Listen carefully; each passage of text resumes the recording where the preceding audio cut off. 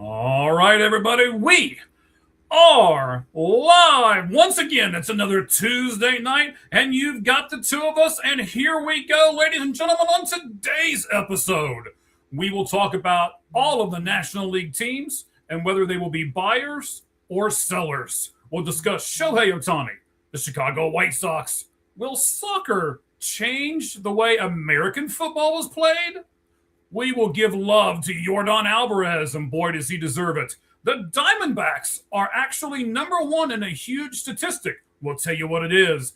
LSU backs out of a commitment, plus two new things.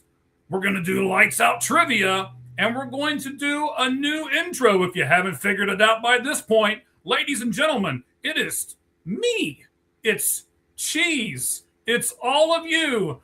And it's time to do what only we know how to do best. And what is that? Well, ladies and gentlemen, that is lights out.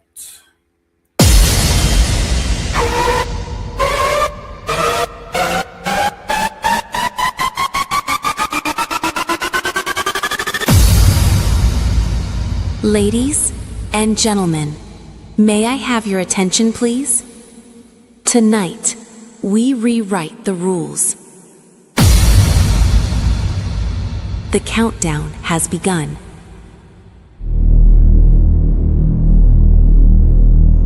The show starts in 10, 9, 8, 7, 6, 5, 4, 3, 2, 1,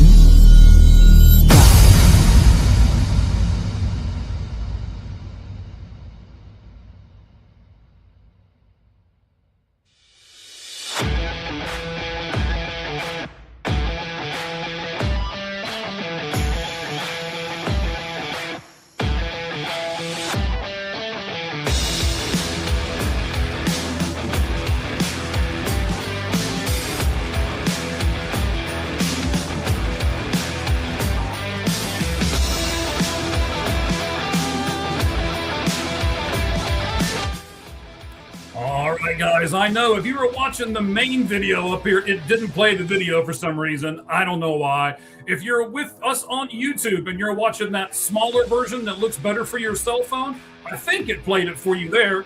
If you guys are watching that, let me know. We had the new intro. I don't know why it didn't do it. Technically challenged guy over here. I thought I had it. I had it 4 or 5 times before we did it. Today, I uploaded this thing really early. If you guys saw it on YouTube, I think that may have had something to do with it, but we will find out. All right. Already got one hello.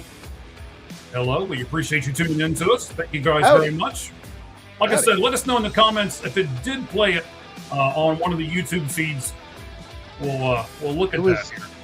Yeah, during that 10 seconds, excuse me. Yeah, with the music and whatever that noise was. Yeah, it sent me in the future. It was actually time portal music. And you won't believe, well, maybe you will. The Cleveland Browns, they're going to be bad for the next 20 years. So it's not going to get any better. It's the Cleveland Browns. No, it's not. But that's all right. Hello, guys. We appreciate you stopping in and saying hi and hello, whichever one you want to do. Hi, hello.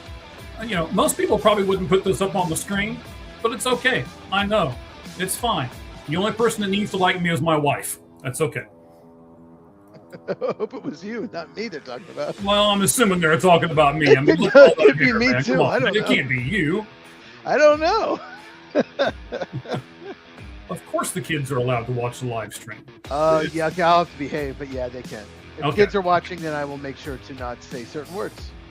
He says, I was talking to the other guy. Yeah, I was going to say, I guess I got a big forehead, but I got hair. All right. So the other guy. I guess I'm the other guy. Okay. I guess so.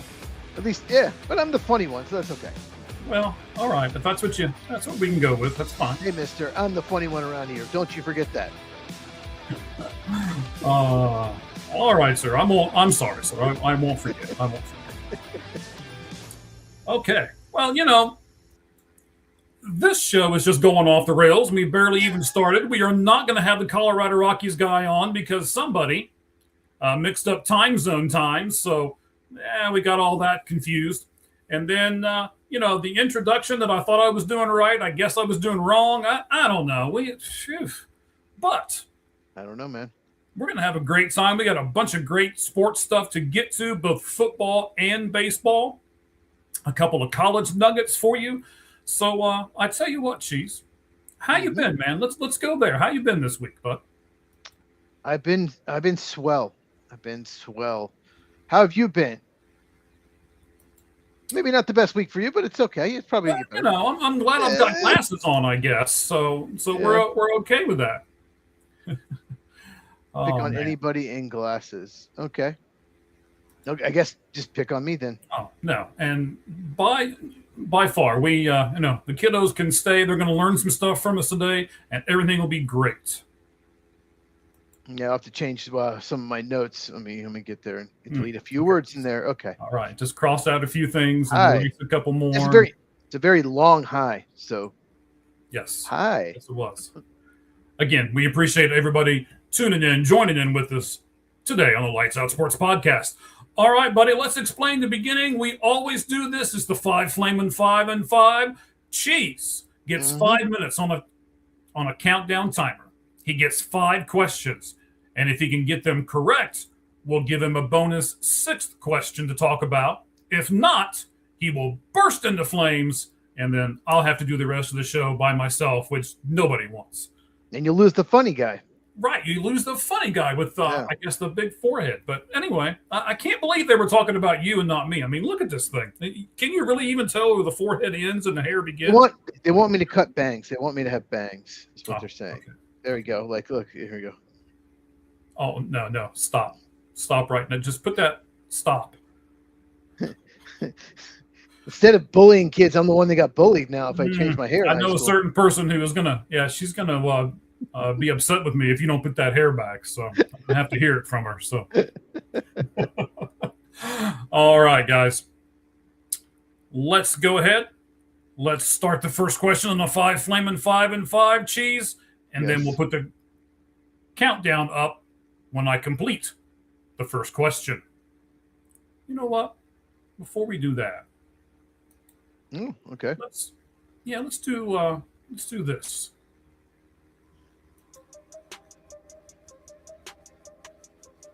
Okay. All right. There's the 5 Flamin' 5 music in the background, and here's the first question. Cheese. The Anaheim Angels finally did it. They finally won a game when trailing in the 9th inning. Before last night, they had gone 106-0. Does that say what the Angels are doing better? Or does that say something really bad about the Cardinals, who lost 2 out of 3 to the Diamondbacks, the final game when they were leading 7-0? Cheese, is it good for the Angels, or are the Cardinals falling apart? There's nothing good for the Angels. The Cardinals bullpen's the problem. Cardinals bullpen has been a disaster recently, and even their closer, who was an all-star, Riley O'Brien, just didn't have anything hitting people, he didn't have a thing. The bullpen for the Cardinals has completely imploded. It wasn't a great bullpen anyway, but now it's a terrible bullpen, and any chance they have of making the postseason is probably gone because they just cannot, and they can't. And if they decide to sell, they don't really have any bullpen guys anyone wants. I mean, this is more about the Cardinals than anything. You can't lose a game. You lead 7-0. You can't. The bullpen just gave that game back. Yes. So it says more about the Cardinals, and it was supposed to be. We'll talk more about the Cardinals later in the show, but I think it says more about the Cardinals. Okay. So, Cheese, last night, the Phillies beat the Dodgers and the Brewers beat the Mets. And that means the Brewers now have the best record in MLB. Does gaining it mean more for the Brewers, or does losing it mean more for the Dodgers? No, winning it means more for the Brewers. The Dodgers don't really care.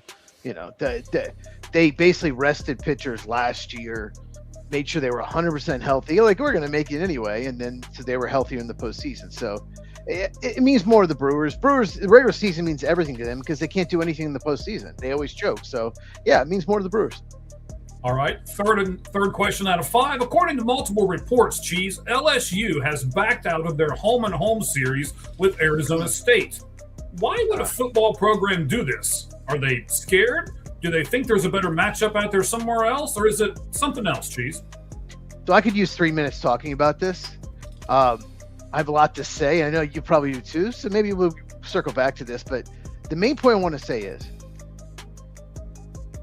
that LSU is scared because they play an SEC schedule, which is very tough. And they had second thoughts because they could lose to Arizona State. Absolutely. And they would rather, this is my guess, I don't know for sure. I'm not, I'm not in Baton Rouge, but they want to schedule someone that they have like a 95% or higher chance of winning. And Arizona State, they don't. Arizona State, most years they're ranked. So it's a team you could definitely lose to. Probably won't, but you could. So I think that's why they backed out. They're like, we need to schedule someone easier because if we lose that game, they could cost us the playoff. All right. We'll circle back to it here after the 5 Lemon 5 is done. But for question number 4, Cheese, Yordan Alvarez is hitting .294 with 15 home runs in 2 strike counts this season. The only other hitters to do this in a full season, which are getting to 15 home runs, would be Mike Piazza, Alex Rodriguez, and Albert Bell. Cheese, if you're starting an MLB franchise and you could draft any of these 4 players, knowing what you know now about them, which of the 4 players would you draft? Yordan. I take Yordan. The guy can just hit. He's amazing. He's left-handed. I'm not taking A-Rod's the best player on the list, but he's a cheater. So I'm not taking A-Rod. Piazza, I'm not taking Piazza. And Albert Bell just seemed like an asshole. So a jerk. Sorry. Sorry. Like a person that I don't know. 1 for the kids. Just don't make it 2 or 3. All right. Albert Bell, Albert Bell could, he could hit, but I'm taking Yordan. Of those 4, he's one of the best hitters in baseball. He's incredible. All right, buddy. The last question here. ESPN has parted ways with Ryan Clark. Now, we all know how you feel about him for anybody who's watched this show, and rightfully so. So does this mean that you'll now watch more NFL content on ESPN? No, it does not mean that.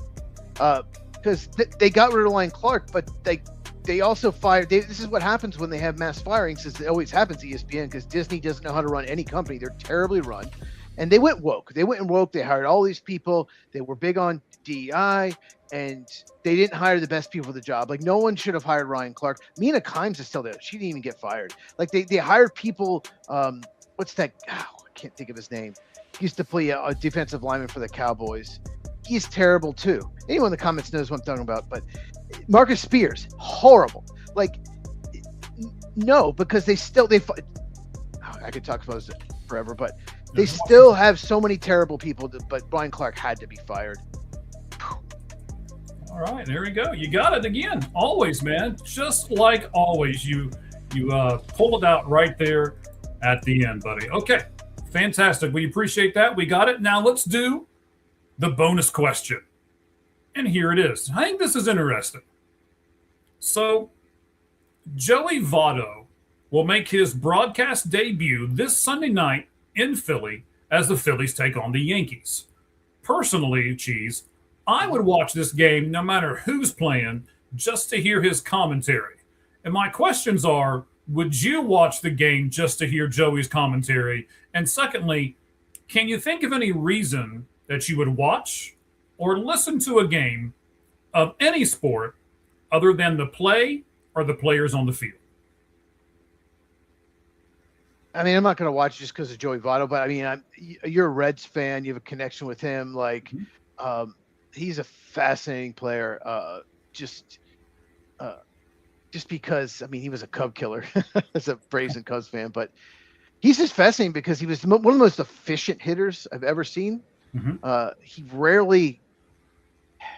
He almost never pulled the ball foul, which is impossible to do because he was so efficient. He just was, he's just such a disciplined, smart, efficient hitter. Like that's who you want to watch if you're like teaching like your kid to hit. Watch this approach. Watch the way he plays. Right. But I'm not gonna watch a broadcast just to listen to him. I've never watched a game for the broadcasters. My favorite duo in football all time is Pat Summerall and John Madden. But I was going to watch the game anyway. I wouldn't just say like, I'm just watching it for them. So it's the players and the team. That's what I'm watching for. I don't watch for who's calling the game. All right. So you don't watch it for like the halftime show at the Super Bowl or anything like that? It's funny that you think I don't remember last time I watched a halftime. No, I am not being serious whatsoever. You think I watched Bruno Mars and Bad well Bunny? enough. You think I watched Bruno Mars and Bad Bunny? I mean, come on. I thought it was Janet Jackson was your girl, man. That's what I thought. Oh, I remember that Super Bowl. It's been 20 years probably. I remember that Super Bowl. No, definitely not. It's about the game. I'm a sports fan. I'm not going to watch it just because someone's calling it, and I'm definitely not going to watch Phillies Yankees. Don't like either team. All right, so there's 70. Chattanooga Lookouts. Yes, that is the AA team for the Cincinnati Reds. I know you used to live in Chattanooga. Yes. That's wow, right. that's a long time ago. Yeah, the two of you might have been in the stands together watching Joey Votto over in the Chattanooga Lookouts. You just never know. Possibly. I don't think I was there for Joey Votto, but yeah. Okay. All right. So again, we're switching stuff up here a little bit. We're not going to do the Colorado Rockies stuff. We're going to save that for next week. There was a mix up on time and all of that. So forgive me. That was my fault. It was certainly not gentleman from the Far End of the Bench podcast. We just added Far End of the Bench podcast to our roster of podcasts here on All Gloves Off Sports Media. It's Jimmy Pilato. We'll get to him next week. He will be on our trade deadline special next week to talk about the Colorado Rockies, and they're probably just going to sell off everything. And we'll talk about that. We'll talk about how they're run, their minor league system, and some things like that. We will also talk to Locked On Diamondbacks guy next week as well. So hopefully we're getting a few other guests to come on that show, but I know those two are definites for next week. All right, did you real quick before we go? Did you hear about the Athletics infielder against the Diamondbacks? The injury he sustained. I don't want to even say it on here. Well, I know we're trying to be nice to the kids, but let's just say the ball popped up. God! Go ahead. Now that was yesterday's game, right? Right. He's been put on the injured list for injuring that. Mm-hmm. Well, he kept playing yesterday. He stayed in that game yesterday. I watched it. It says that thing it's ruptured. Yeah, he stayed down for a long time. Like he laid on the ground for quite some time. Then he got up, finished the at bat, actually got a hit into right field. So, like I said, I watched that game yesterday. I'm really surprised he's on the IL now. I'm a little shocked about that. His man parts there have been ruptured. So that's I wouldn't wish that on anyone except Ryan Braun. Well, maybe the guy that plays for the Pittsburgh Pirates. So I can't. Marcell Ozuna, yeah, I get that. Yeah, well, we might wish on Marcell Ozuna too. Daggone it, he's supposed to. It's a kids show. Okay, so we'll stop that now. We mentioned it earlier, Cheese, about the firings at ESPN. Mm-hmm. Let's talk about that for just a moment. So, who all was let go today? Do you know who all was let go today, Cheese? Yeah, so they let obviously Ryan Clark go. Stefania Bell, who'd been there for a while, was basically a injury consultant, and then she joined the fantasy. She basically is doing fantasy football as well. Okay. They let Cam Newton go. That's good because he's terrible and he looked like a homeless man. Carl Ravitch, God, I always like watching him do baseball. Me too. 33 years, but he's probably been there 33 years, making too much money. Bart Scott, probably one of the few people in NFL that was actually tolerable. A couple make me mad though. Tom Pelissero, he used to cover the Packers. That's how he got a start. Became a national person for NFL Network. When it merged with ESPN, let him go. He was like the only insider that I could tolerate that I actually did dislike. And then Charles Davis does great NFL draft stuff. Once again, for NFL Network, it merged with ESPN. He would always do NFL draft, and he works for Fox, so he still has the Fox job. He calls games, but he's definitely one of the better TV draft analysts out there. So it's terrible. And the fact that Mina Kimes has a job. When they announced these firings, I went to X to see reaction. A lot of people are celebrating Ryan Clark's firing, but even more people are wondering how Mina Kimes, with their horrible, terrible takes. By the way, I found out today she's got me blocked. She blocked me. How she has work, I have no idea. Maybe because she's a woman, and she's, I guess she's Asian, and I guess they want to have some representation there. It's Disney. But it's been like a year. I used to troll her a lot with her terrible takes. And then because when you're on X, people you don't follow sometimes show up on the timeline, right? Mm-hmm. So she would show up, and I look at her takes and I call her out for it because they were terrible. And so I hadn't seen her in like a year on Pop Up and X, and I found out why she blocked me. So there you go. Well, I think that kind of means you're famous now, right? I mean, you got people blocking you. That gives you that famous spot, doesn't it? I got more famous people than her that have blocked me, but I don't want to get into it. We can talk about that another time. We said it's a kid's show today. Okay. Let's circle the wagons back around to something else we talked about there real quick in the Flamin' 5-5, and that's LSU and the fact that they pulled out of their home commitment with Arizona State. Talk about that a little bit. You said they're probably scared, but dive into that a little bit for me, Cheese.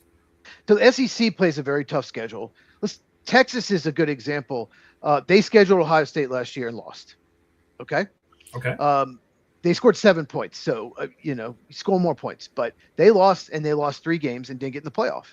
And their whiny little baby, Steve Sarkisian, coach, said he should have gotten in because we scheduled Ohio State. That's fine, but you lost. So what has happened is I think teams are like, okay, we could lose two games in the SEC and still get in. Look at Alabama. So we need to make sure those non-conference games, because the SEC is going to 9 conference games, 3 non-conference. Mm-hmm. We got to make sure we win those other 3 games. And Arizona State could definitely beat us. So that's what I'm thinking will happen. What do you think happened? I mean, I'm pretty much right along the path with you. Arizona State has not always been a powerhouse. I don't know when exactly those games were scheduled. How long ago, because the college football season, they schedule their stuff so far in advance now. Probably before Texas lost to Ohio State. Probably before then, yeah. Okay.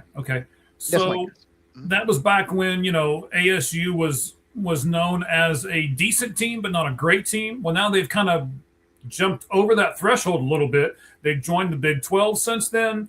I'm not going to call ASU a powerhouse because that would be no, that's just no. We're not going to do that yet. No, but they were in the college football playoff the year before last, mm-hmm. and they usually are ranked. Like, they're usually a pretty good team.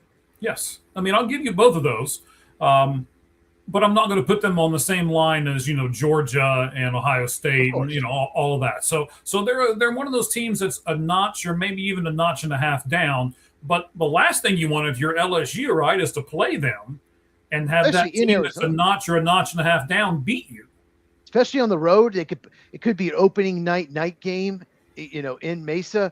Yeah, that I don't want to play that game, So, LSU might even only be a 3 or 4 point favorite, depending on how good they are. So, right. Lane Kiffin probably when his schedule was not the coach, and you know how Lane Kiffin is. So, at Ole Miss, he never.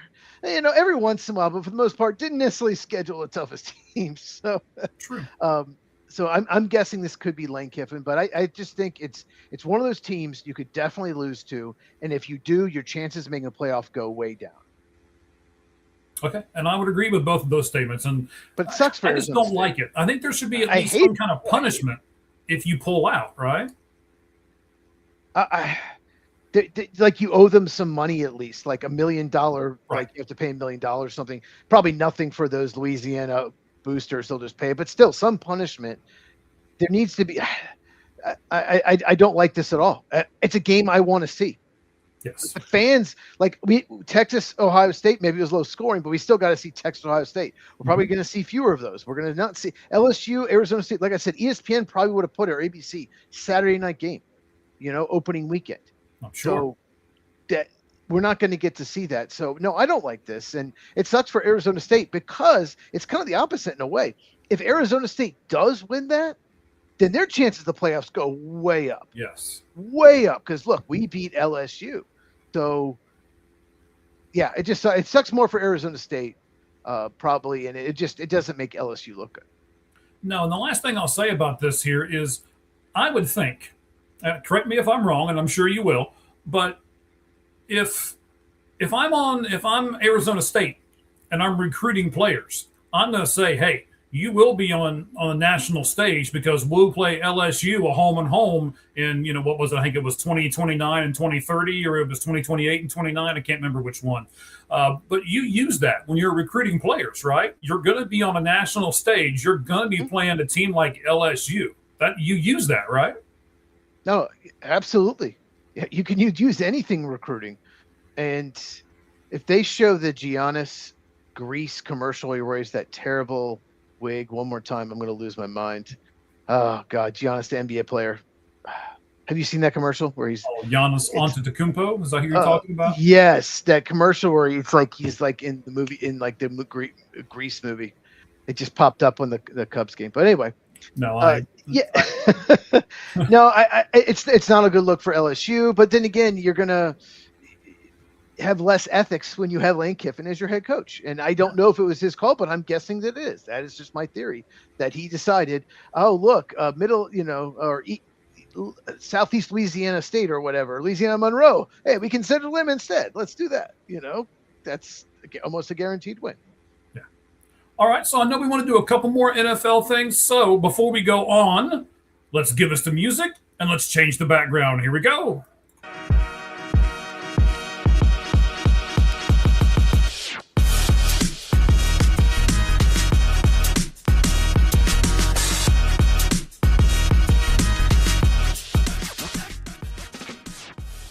Now, wait a minute, buddy. I saw you drink something out of a cup that seemed to have some kind of logo on the side of it. Oh, look at that.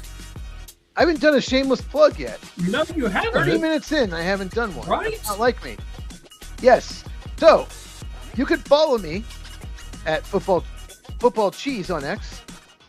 There you go. Just Football Cheese, CHEZ. YouTube channel, Football with Cheese. Make sure you subscribe, hit the bell. Got some fun stuff this week. I did an Aaron Donald video today. Yes, I liked it earlier. What? I liked it. I watched it earlier. I reposted it, asked some questions, and we got some comments off of it too. Cool. Yeah, it's not as easy as just coming back as people think. And then tomorrow I got a fun one. I picked 4 NFL teams that have no business winning this year. They should absolutely tank. Pick as high as possible. So I go over those 4 teams. That's tomorrow's video. Then I have another Rams video going over how they're changing the NFL. So that is this week. So hopefully, teams are about to report for camp. We got some more stuff coming, and hopefully the Packers extend Tucker Kraft soon, and I will make a video about that. All right. I like all of it, buddy. So, tanking teams should be interesting. I can already think of a couple. On one of them, I'm banking I can kind of look out. If my wall was clear, I could probably just look out and see the part of the stadium there. But, yes. That was one of the 4 teams. I'm sure it was. All right, sir. So you want to do some other stuff. And, I teased it in the open that somehow got messed up. I don't know. I'm curious to go back and watch the cell phone one, because we have, for those of you who don't know and have never seen it before, on YouTube, we have 2 different ways to view this podcast. One, the traditional way, where you can watch it on the laptop or watch it on the television screen, like what's behind me that I got fixed. The logo's back. Or there's one that's kind of specialized for your cell phone. So whichever one you choose to watch, it looked like it was doing it on the one on the cell phone, but my headphones don't connect with that one. They only connect with the one that I can see here in front of me because I have a laptop in front of me. So I'll be curious to see if it happened, and I don't know. I was all excited for it and it got all messed up. And anyway, I teased this and I said, will soccer change the way American football is played. First of all, let's pull up a picture here. Yes. One of the things that you were looking at, Cheese, the football is your area of expertise. You can see here Laramie Tunsil says if stadiums can make grass work for the World Cup, they can make it work for NFL players. What does he mean by that, Cheese? So basically, what's going on is the World Cup came to North America, and they were in 11 NFL stadiums.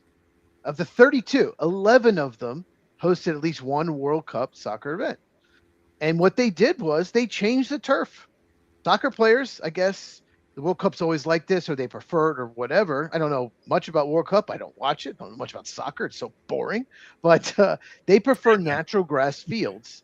And so the owners of these teams went out of their way to completely change the fields, make it natural grass. It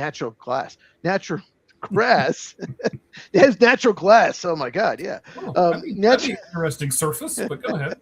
Natural grass for these soccer players, and yet they use some kind of artificial turf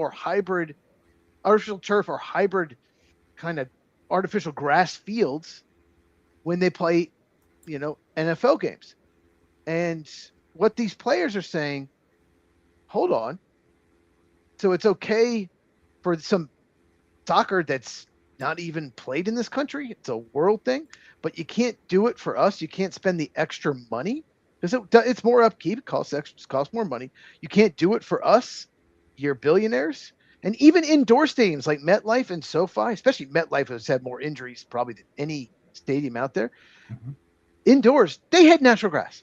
The technology now, they can do that. So that is what Laramie Tunsil and a bunch of NFL players, Jonathan Taylor, Tucker Kraft, there's a lot of NFL players that are, David Bakhtiari, former NFL player, he had a great post on X about this. They think, well, if you can do this for, a few soccer games, why can't you do this for us? And you've got a feel for them, right? I mean, I don't. So like if I go to work, I know you work from home. I don't. I'm on concrete all day, right? If I could get my work to change it, and if you could prove to them that it would cause less injuries and all of this kind of stuff, I'm sure they would go for it. Right now they're where I'm at, they're going for no smoking right now because it's the health insurance is less, and so if you could go through and prove that you're not going to get injured by putting a different playing surface in, I would think the owners would want to do this. I don't. Do you know why the owners are putting their foot down, saying we're not going to do it? The only thing I can come up with is the cost. Even though they're billionaires, it's a business.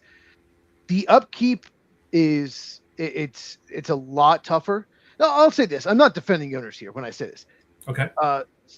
Football is going to have way more wear and tear on the grass than soccer, way more, and they play more games on that surface.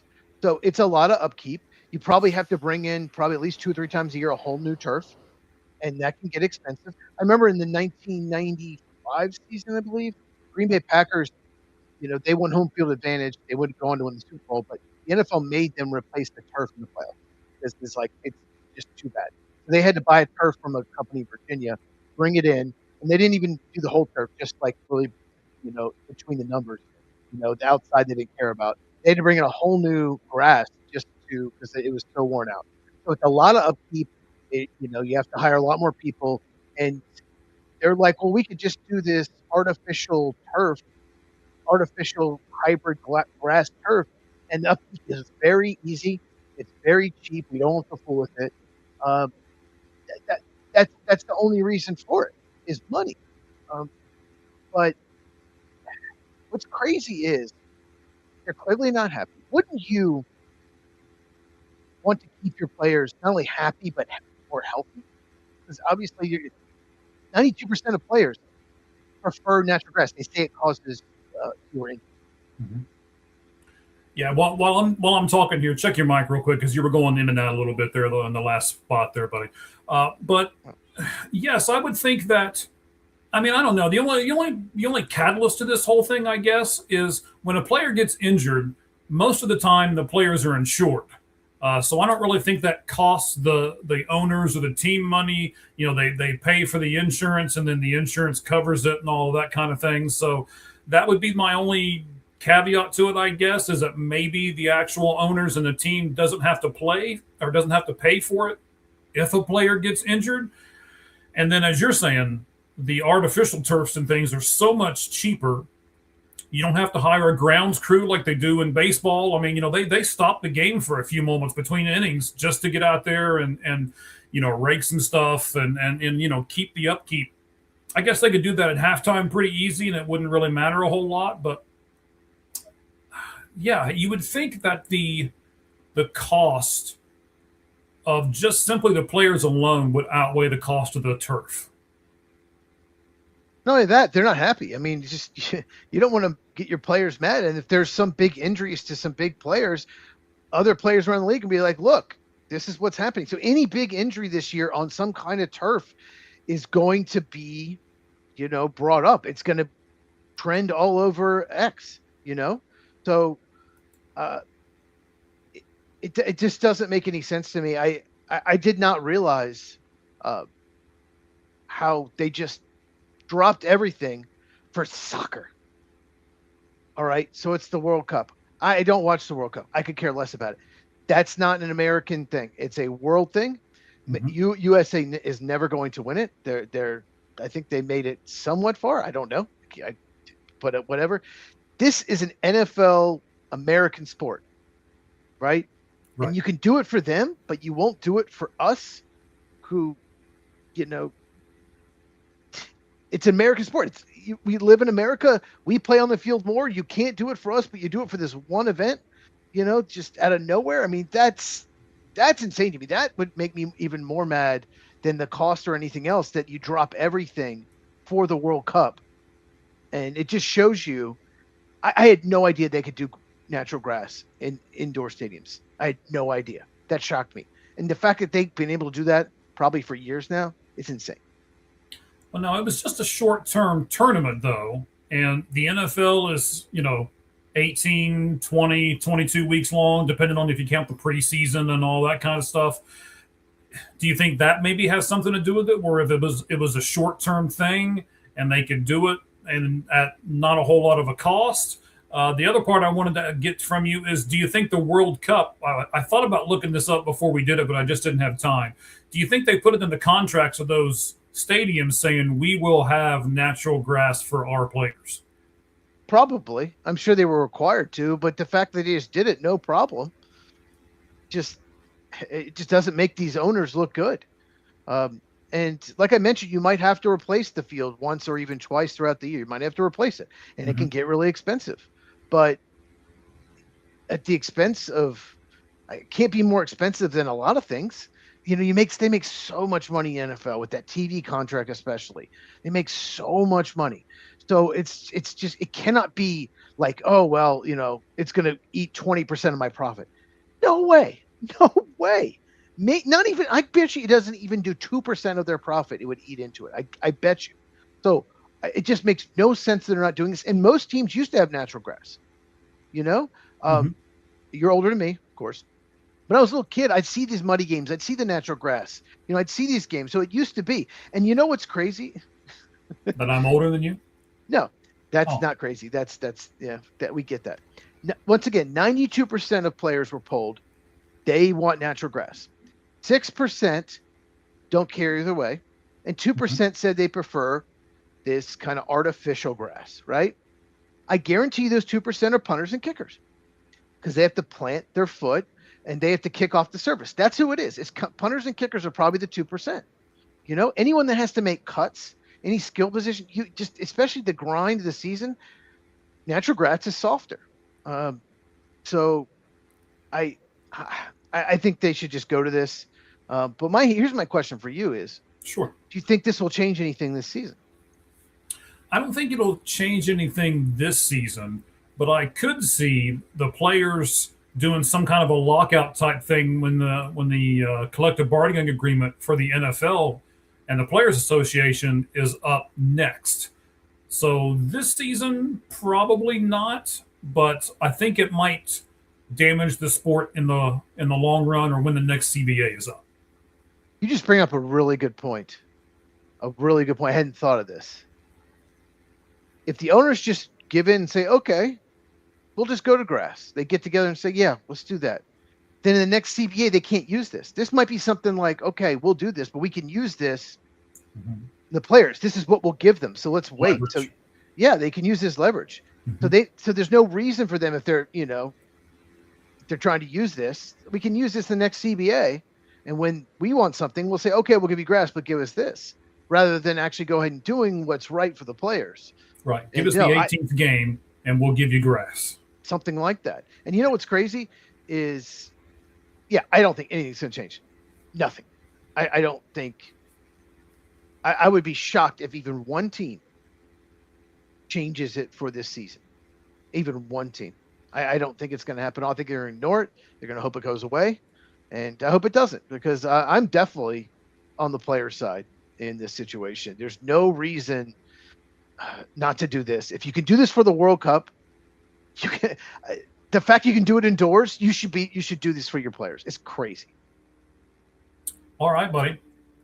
Did you have any other topics that you wanted to explore while we're doing football here? I know that we've changed some things up a little bit. I didn't know if you had anything in your back pocket, or if you wanted to do the picture from the 2021 draft and go over it for a second, or anything like that. We can do that another night. I think we got a lot of baseball tonight, but we do have a lot of baseball tonight. We'll get closer to football season. We'll kind of revisit some drafts and kind of look at it. But yeah, okay. The 2024 draft will definitely be a fun one to look back at. All right, sounds good. So with that going on, let's switch to the best graphic in all of podcasting. As soon as I find the right music to get us from point A to point B here, I know it's here somewhere. Let's see. Where in the world is it? Oh, there it is. Here we go.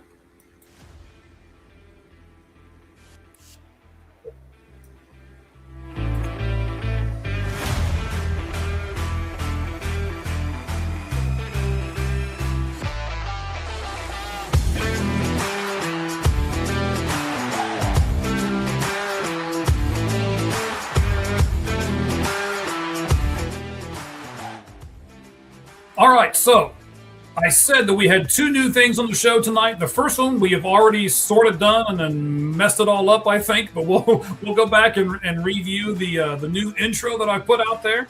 I want to thank Ricky Logan for helping me with that. And then the second thing that we had that is brand new, we'll let this music play in the background as we do it. We are going to start doing, especially when we have a guest on, which we were supposed to have on tonight, but we ended up not. We're going to do Lights Out Trivia. Jeez. Yesterday, Nolan Arenado became the 6th player in Major League Baseball history with 2,000 hits, 350 home runs, and 10 or more Gold Gloves. My question is, can you name the other 5? My dad would probably get a lot of these. They're not that old. One or two of them is kind of older, but I will tell you none of the 5 are playing right now. Andrew Jones? No. Let me help you here a little bit. Willie Mays? Willie, there you go. Willie Mays. I got one. Yes, you got one. Hang on here. Let me. Did Andrew Jones not get 10 Gold Gloves? Okay. Do what? I wonder if Andrew Jones didn't get the homers. Okay. I feel like he got the Gold Gloves, but okay. Willie Mays is one. Willie Mays. Did Torrey Hunter do it? Probably not. Torrey Hunter didn't do it. How about a catcher? A catcher. I'm looking. I can picture him. I don't know. I can't think of his name. A really Johnny good Bench. Johnny Bench. Johnny Bench. Yes. Johnny Bench. There we go. So there you go. Let me. The Gold Gloves is the key. The Gold Gloves is the key. The Gold Gloves are the key. Correct. Because 10 Gold Gloves, you have to think of someone who's like so good defensively. All right, so let's move to another infield position. How about third base? Third base. Who won 10 Gold Gloves at third base? Nolan Arenado. Besides Nolan Arenado. Oh man. Philadelphia Phillies. Oh, Mike Schmidt, of course. Mike Schmidt. Of course. Mike Schmidt. That is I wasn't correct. thinking 80. I was definitely not thinking 80s. Did Cal Ripken do it? Did he win 10 Gold Gloves? No, Cal Ripken didn't do it. I'm going to give you this one because I don't really know many clues because it's even actually a little before Al Kaline did it. I would not have gotten that. I've heard of him. Yeah.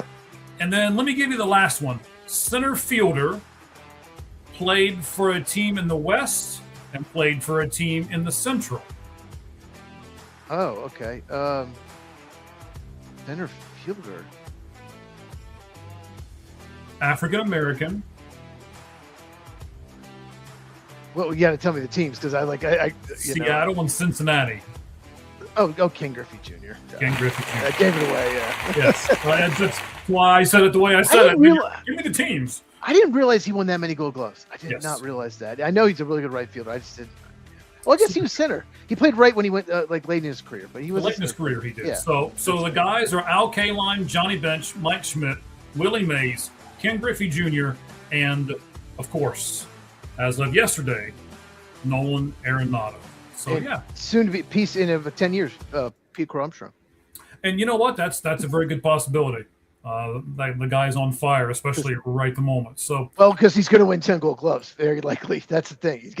It's very tough to win 10 Gold Gloves. it is very tough to win 10 Gold Gloves. Yes. Did Barry Larkin, did he win 10? He never won 10 Gold Gloves. I don't think he won 10. Let me give you this, buddy. Let's go to baseball here for a second.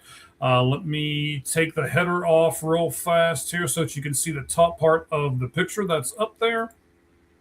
All right. These are the opponents in the next couple weeks for the Chicago White Sox. So I want to talk about the White Sox for a moment, Cheese. They're 53-46 overall. They are 31-17 at home. They are 22-29 away from home. They are 20-26 against teams with a 500 or plus record. So, Cheese, are they a nice story or are they a real contender?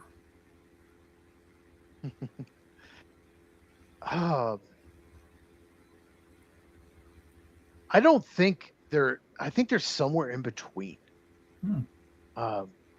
They certainly have been impressive lately. You're going to ride the guardrail on this one. All right, got it. I don't think they're a true contender. I really don't. But at the same time, I think they're more than a nice story. I think they're a good team.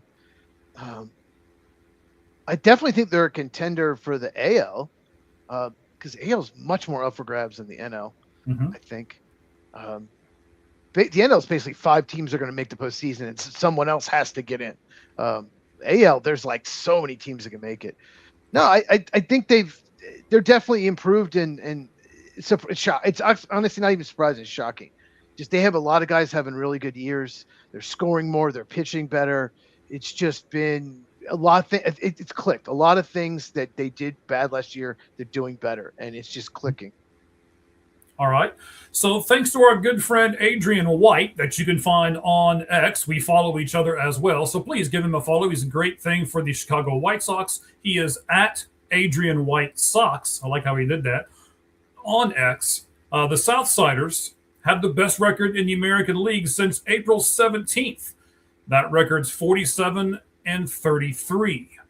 And here, Cheese, it's on the screen there for you. Here are their next opponents leading up to the trade deadline.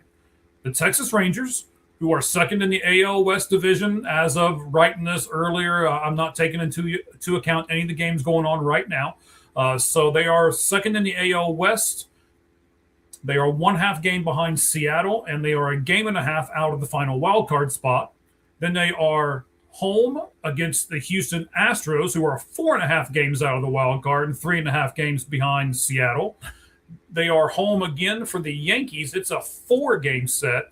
The Yankees are 1.5 games out of the AL East behind Tampa and 4.5 games up on the wild card. And then they go to Tampa Bay, who lead the AL East first place. Daggone, Cheese. Are we going to know if they're a contender after this brutal stretch? 3 in Texas, 3 Houston, 4 against the Yankees, and then 3 in Tampa. Yeah, I mean, we'll know. Yeah, this is a big stretch for them. Yeah, it's a brutal stretch. They're a half game ahead of Cleveland. Cleveland's got Minnesota, Tampa Bay, Cincinnati, Arizona in the same stretch. So Tampa Bay, obviously best record in the American League. They both play Tampa. So Cleveland has it a little bit easier, not so much, but yeah, I think this is the big stretch for them. And if they're still in first place, yeah, they have a very good chance to win the division. Okay. Now that was before the trade deadline. They have the trade deadline day off, and then their next 2 opponents, Cheese, they go to Boston, who was hotter and I don't know what right at the moment, and then they play at home versus Cleveland. So again, we look at this stretch, and if that brutal stretch isn't enough, it's on your screen. Then they go to Boston, and Cleveland comes to them. Yeah, it would be interesting. I think it is between them and Cleveland in the division. Yes. I think you'd agree. And yeah. Minnesota's done. Yeah. Yes. Well, and Detroit's losing 9-0. Okay, we'll get to that in a second. Detroit's losing 9-0 tonight. I think the winner of the division will be the team's more aggressive at the deadline. Cleveland, a lot of times will just make one little token move. We'll see. But I think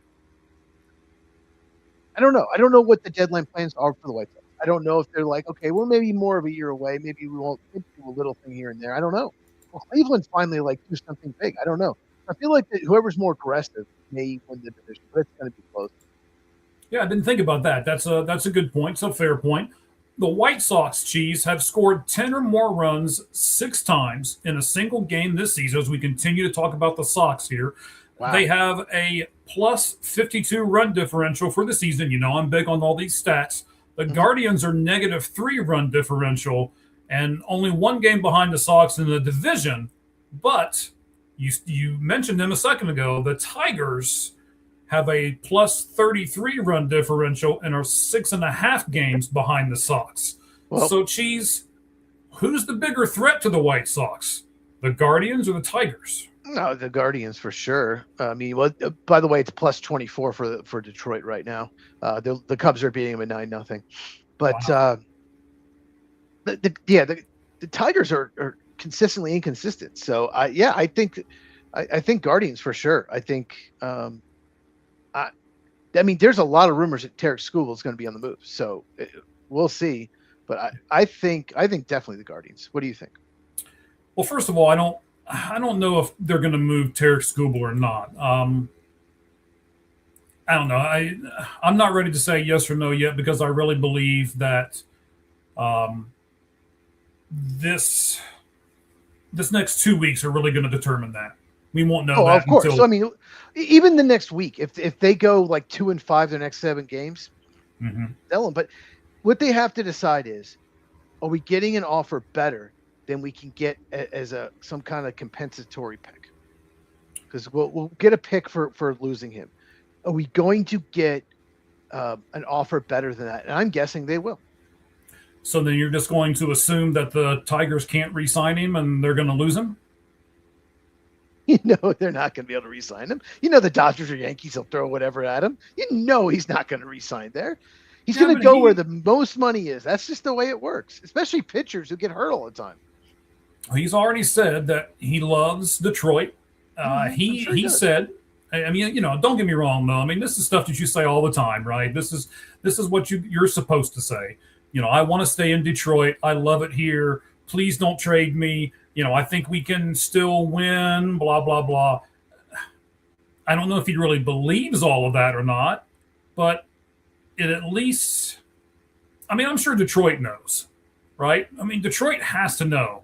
Does he really feel that way, or is he just saying this stuff because it's what he's supposed to say? What he's supposed to say. So a lot of these players say, I love it here. I want to stay here. They want to stay there as long as you match whatever the biggest offer is out there. Then they want to stay there. Okay, I don't want to move. Okay, but you match $400 million like this team did. It's like if he really loved it there, I'm sure they would have already talked extension. He'd already, extended him. That's the way it goes. I don't know though. He got hurt. I mean, do you really extend him until you see what he's going to be like when he comes back? I mean, if I'm Detroit, I don't extend him during this season until I know what he's going to be like. Pitchers are tricky. Yes. Because they could just get hurt. Like, I saw Chase Burns get 7 years, $105 million, and I see a lot of Reds fans really stoked. Okay? And I would be happy too, but at the same time, that could be a disastrous contract if he just gets hurt a couple times, misses a couple years, comes back, and he's just never the same. It's really risky. I see a lot of teams like the Brewers, especially the Braves, do this, give a lot of hitters long-term deals. I would do that. Eat up a couple years of free agency. We'll give you more money now. I like that approach, but I don't think I do with pitching. I understand why the Reds did it, but pitching, like you could pay Tarek Skubal 8-year extension, and after year 3, he's just like a number 4, number 5 starter because he's been injured. He could fall off. Remember Alex Manoah was one of the best pitchers in baseball for a year? Where is he now?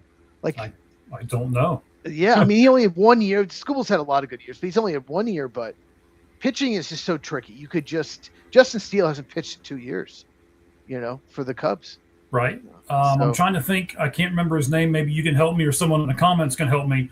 Milwaukee Brewers pitcher that went to the Diamondbacks. They signed him to a huge contract. He's Corbin Burns. Corbin Burns, right? Another example.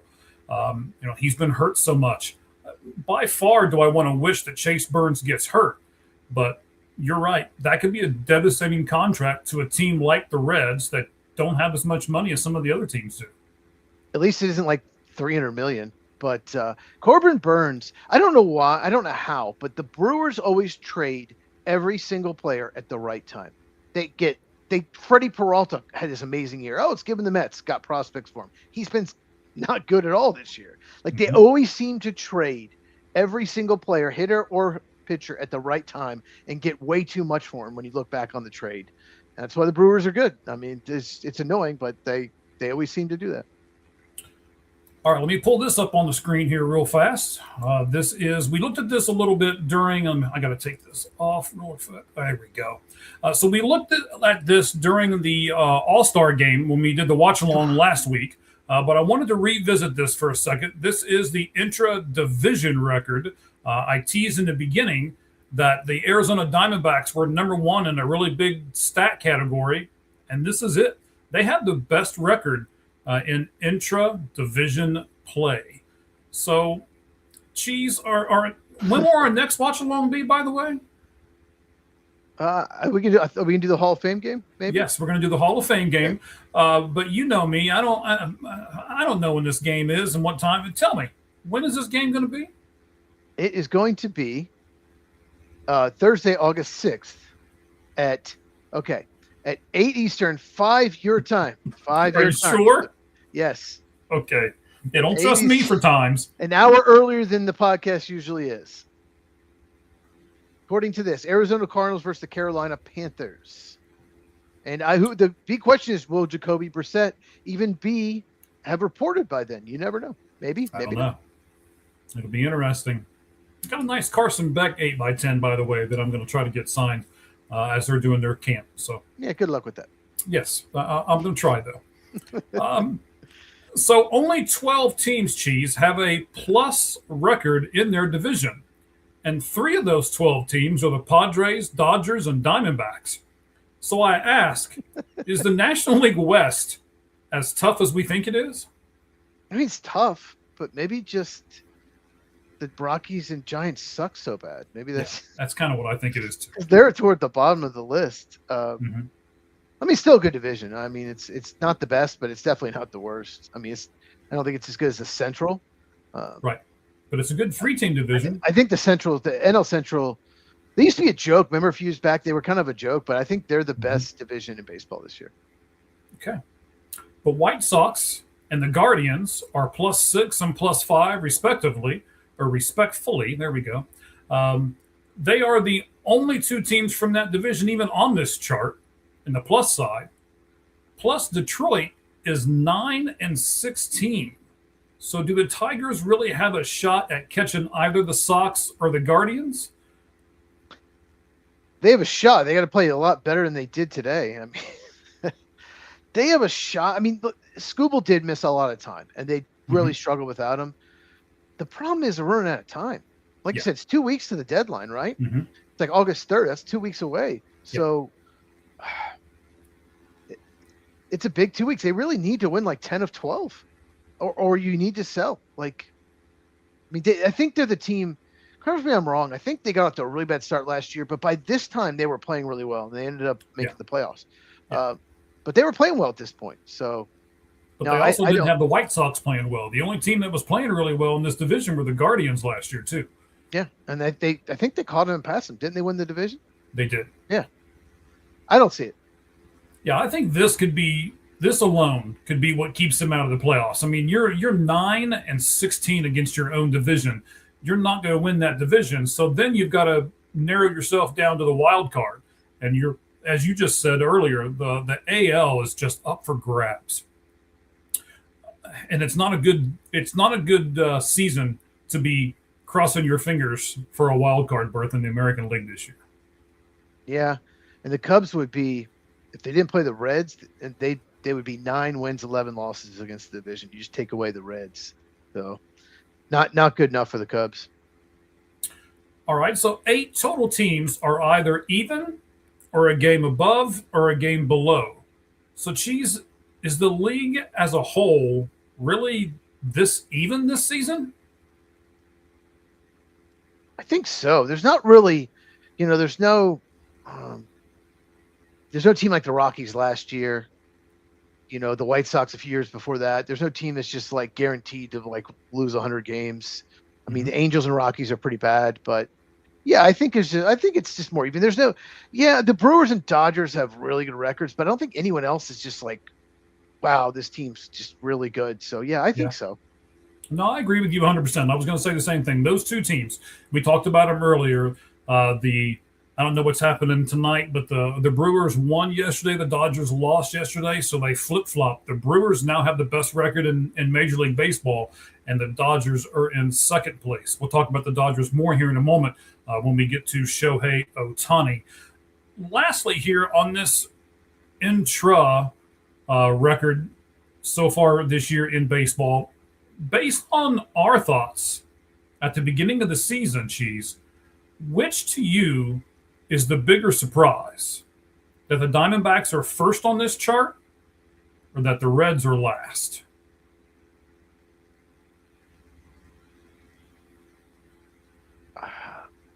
I'm more surprised the Diamondbacks are first. The Reds last just because the division's so tough. And they just really haven't played well since May started. So I'm just maybe a little more surprised Arizona's done well against that division. And they swept the Dodgers right before the All-Star break. So maybe slightly, both are definitely surprising. The Reds' record is just like even a good division. That's horrible, and that's why they're in last place. What do you think? So I'll give you a little bit on the Diamondbacks. I will praise them a little bit more. They came back from the All-Star break. They won 2 of 3 from the St. Louis Cardinals. They should have won the game that they lost. If you go back and look at that game, the last pitch that was called a strike on Ketel Marte was way above the zone. Marte didn't challenge it. He said he had a quote-unquote brain fart, but you can't have those if you're Ketel Marte is their superstar.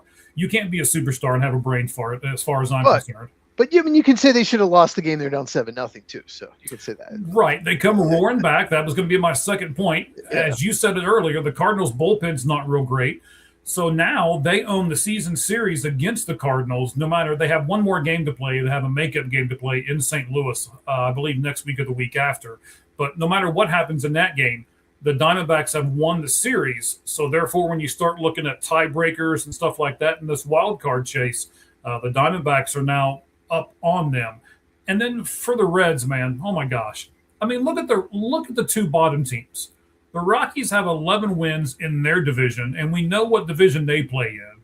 The Reds only have 6 wins. For God's sake, Cheese, 6. Only beat 6 in out of 28. I'm going to say it right now. and this is probably going to get me a lot of flack, but I'm still going to say it. Terry Francona is overrated. There were even some like Red Sox fans that said that, even though he won a World Series there. I've heard that. You're not the only one that said that. He even said yesterday on a quote, Charlie, I can't remember Charlie's last name. I apologize, Charlie. I talked to him at spring training this year. Can't even remember the guy's last name. Maybe I'll get it here in a minute. He said it's really hard trying to give the veterans playing time, but yet trying to see what we've got in the youngsters. To me, it's not hard. At this point, you may as well put the young kids in. I don't understand why it's so hard to differentiate back and forth. I know you want to be loyal to your guys, but sometimes loyalty needs to go out the window. Just my opinion. Especially if you think you're out of it, what good does it do to play the veterans unless you're trying to trade them? But you need to play. If it's not working, the veteran's not playing well. And the Reds have had a lot of veterans that are disappointed this year. Why not play the young guys? Because they do have some good young players. So, the Reds. It's so funny. They were I don't know if it was early May or late April, but they were in first place and the Brewers were last at one point. I think it was like late April, like April 28th or something like that. And it's just completely flipped. Brewers have been playing amazing. It's just gone downhill for the Reds, and they were winning so many close games, and now they seem to lose all these close games. They are actually still they're 1 up in the 1-run game. I think it's either 9-8 or it's 10-9. Yeah, so they're 1 up, but still. But they won their first 7. So since then, yes, it's been bad. And the Diamondbacks, I just kind of pulled it up. They are half game out of the last wild card from St. Louis. And if you remember last week, you asked who would be that extra team, and I said the Diamondbacks. Just saying, we'll see. Just saying, right? Just saying. All right, well, you said the Mets, and you're like, the Mets are making it. Oh yeah, that's what I said. Oh man, the Mets are going to make some other teams because they're going to sell off half their team, probably, or at least they should. All right, so we'll talk about all of that in a moment. We'll talk about Shohei Ohtani here next, and then we will look at every team in the National League, and Cheese and I will decide buyers, sellers, and each of us get one team that we can ride the fence on. We'll get to that here in just a moment. Cheese, Shohei Ohtani is currently out of the Dodgers pitching rotation. Should the Dodgers and their fans be concerned? No. They had pitchers that missed so much time last year. Yamamoto missed a lot of time. No. He might not even be hurt. They might just be watching his innings. We want him to be 100% in the postseason. No, they shouldn't be at all. That's the way the Dodgers do this. He might not even be hurt. Okay, so Shohei did not make his start before the All-Star break. He did not pitch in the All-Star game. Then he missed his first start out of the All-Star break, and he has not pitched since he got a no decision on July 3rd.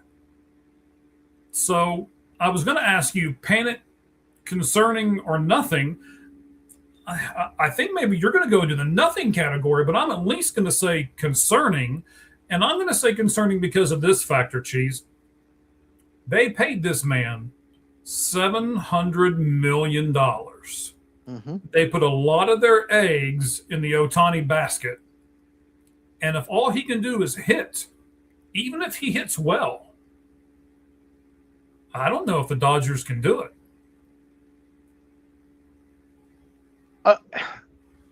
I don't know. So is it elbow?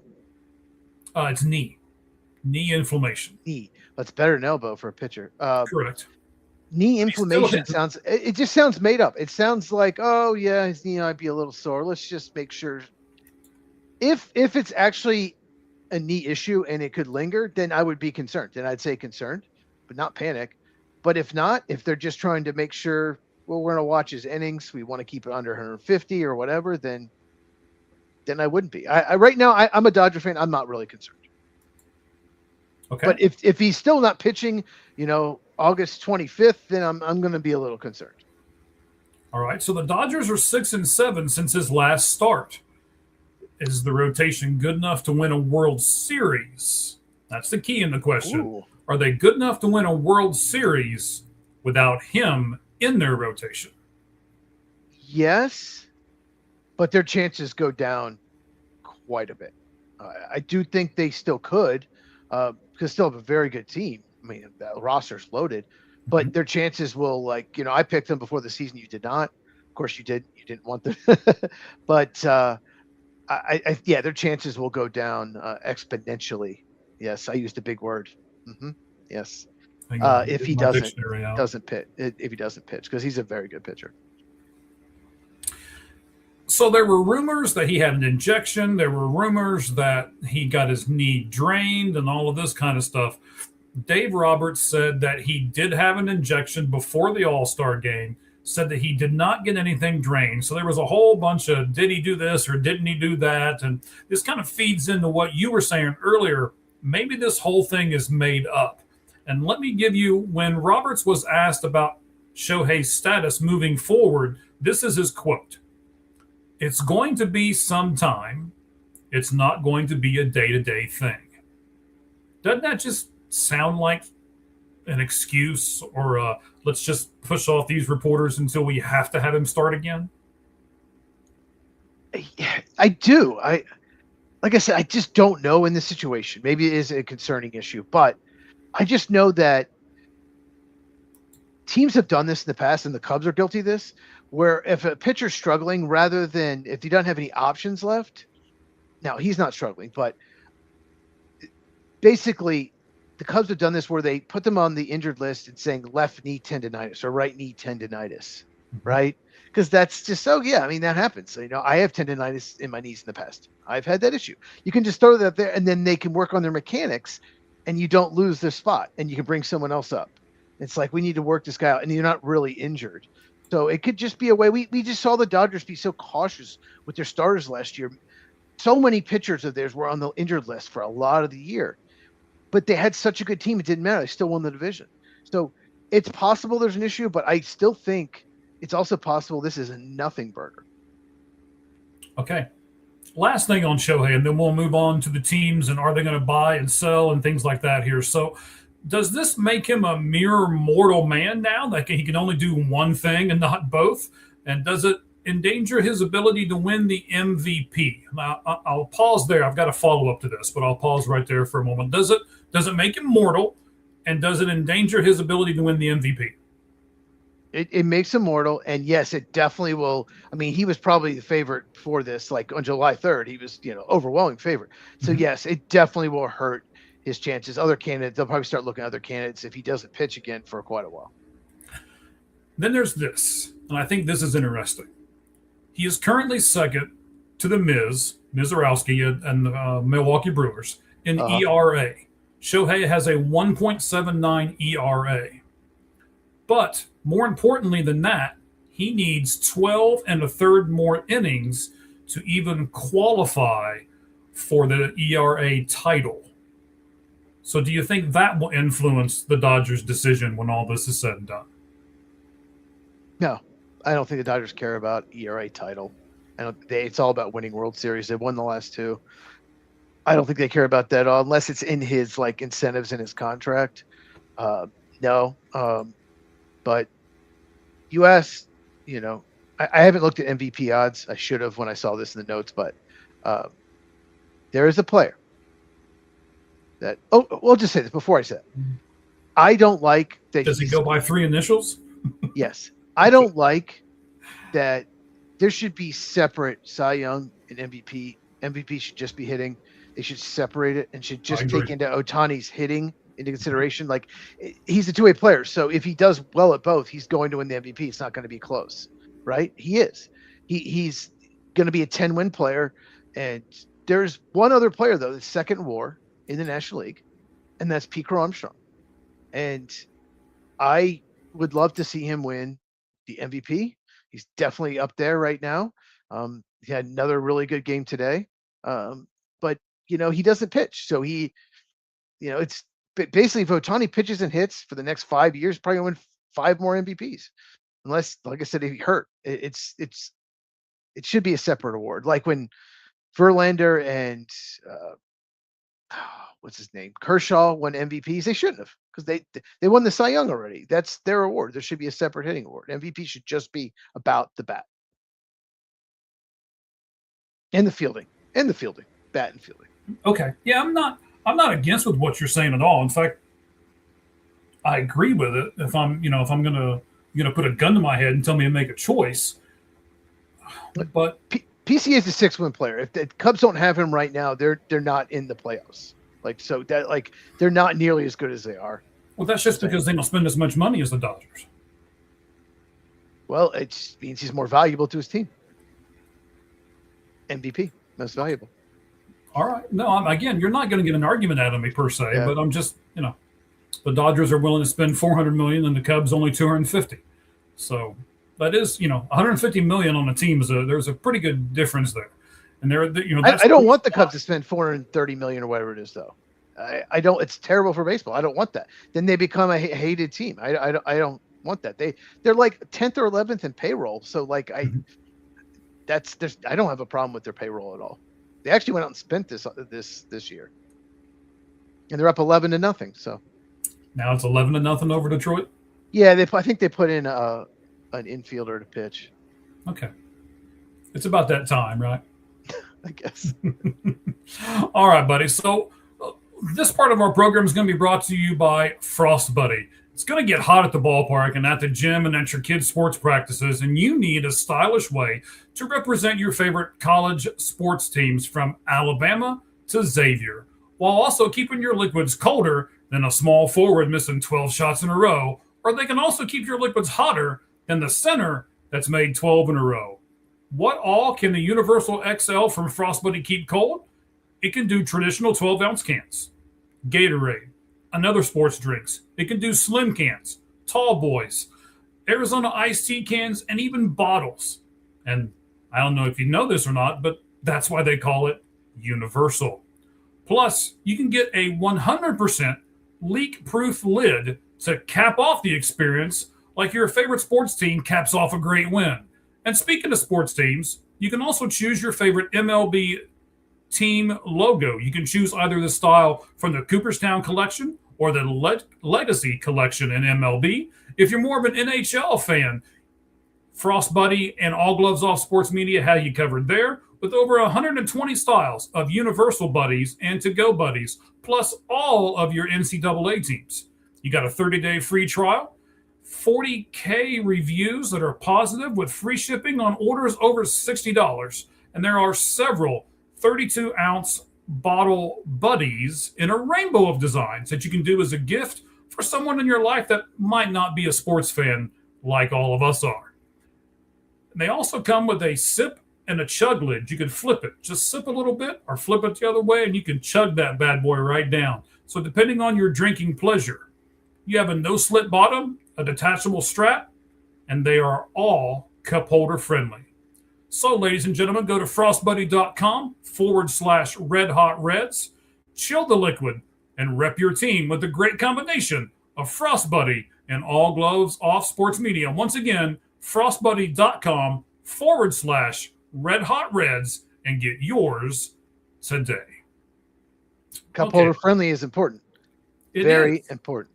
It is actually. The last thing you want to do is take it out to your car and you're fighting it, right?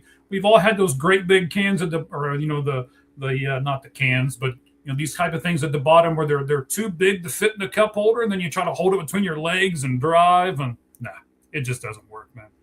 Does not. All right, so let's do this. We're going to do the same exercise that we did 2 weeks ago, because last week we did the MLB All-Star Game, one of the more boring All-Star games in the world. I'm glad we had a lot of other stuff to talk about.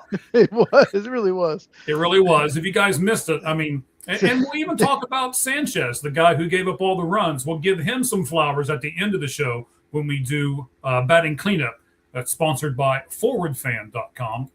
So we're going to start at the bottom, Cheese, and we're going to say buyers or sellers. And then once again, we're going to give each other one team to where you can ride the fence. Okay. All right. In the last 10 games, I thought this was interesting. There is no team. Let me make sure that's correct. Let's see. Boom, boom, boom. Yes. There is no team in the National League who has won 7 of their last 10. A few of them have won 6, but I thought it was interesting. No one's won 7 of their last 10. So let's start with this team. 40-62 record, 12 and a half games out of the wild card. 40-62. Okay. 40-62, and that's an improvement from last year, by the way. Oh no, I know you're talking about now. Yes, they are 3-7 in their last 10, and they are a National League worst minus 94 run differential. In other words, the teams they have played have scored 94 more runs than they have. It's pretty hard to win when you have that kind of a stat. The Colorado Rockies, Cheese, buyers or sellers? So. Yeah, we don't really have to talk about this, do we?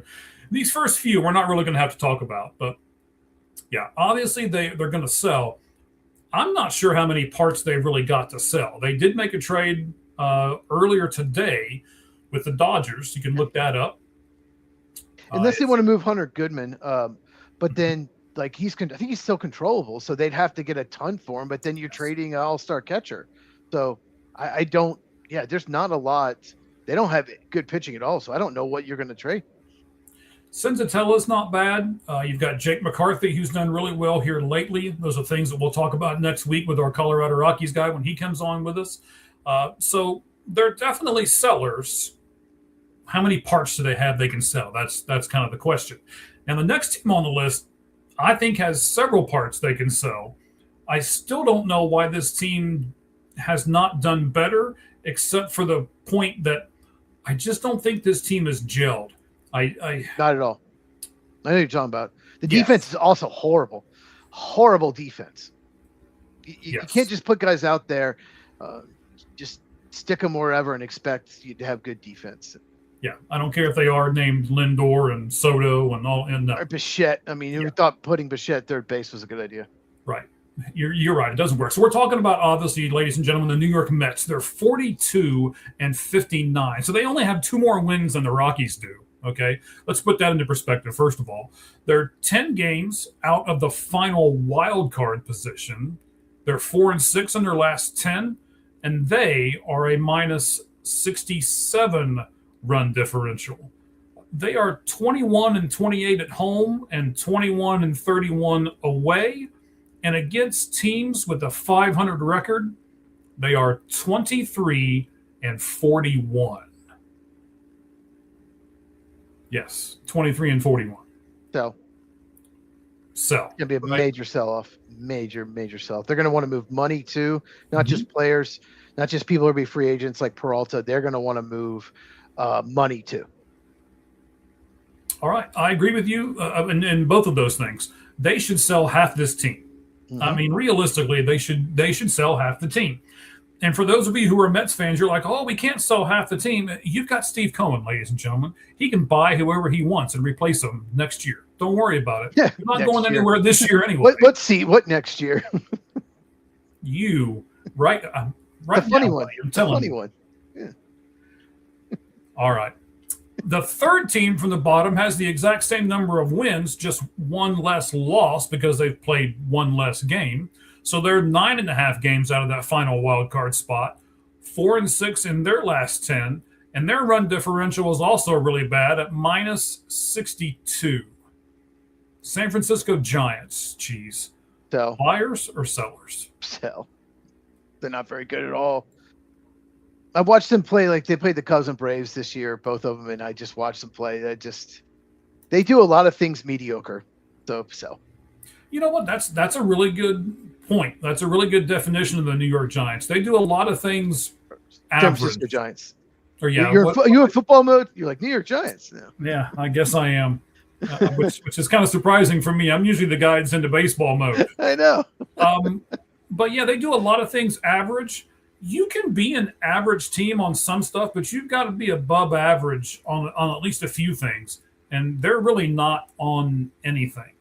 And they're going to trade away some pitchers. They're going to trade away Robbie Ray, and they're going to get rid of probably half of their team too. Do you think they'll listen on Devers? Do you think they'll listen on him at all? Because he's been hot. He has been smoking it. He has, and I'll tell you how hot he's been. I almost did this stat earlier in the show. Players that have extra base hits, the most extra base hits. Rafael Devers right now has the most extra base hits with 40. Since when? For the season. No, 40. No, he's got 40. No, that's got to be way more than that. The leader in extra base hits.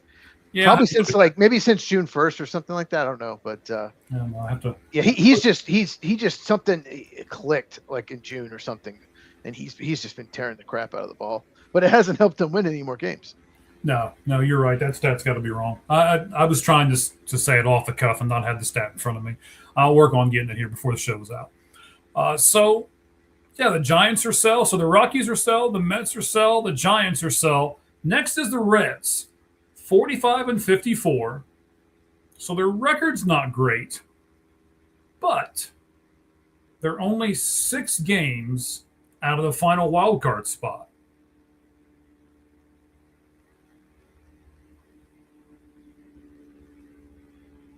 What do you think, Cheese? Are we selling or are we buying? Buy. Yeah? No. Okay.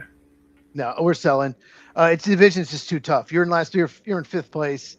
Would you say 6.5 games? It's 6. 6. No, they're too inconsistent. Even if they got on a run, it just would not be good for their long-term future to go ahead and just buy here.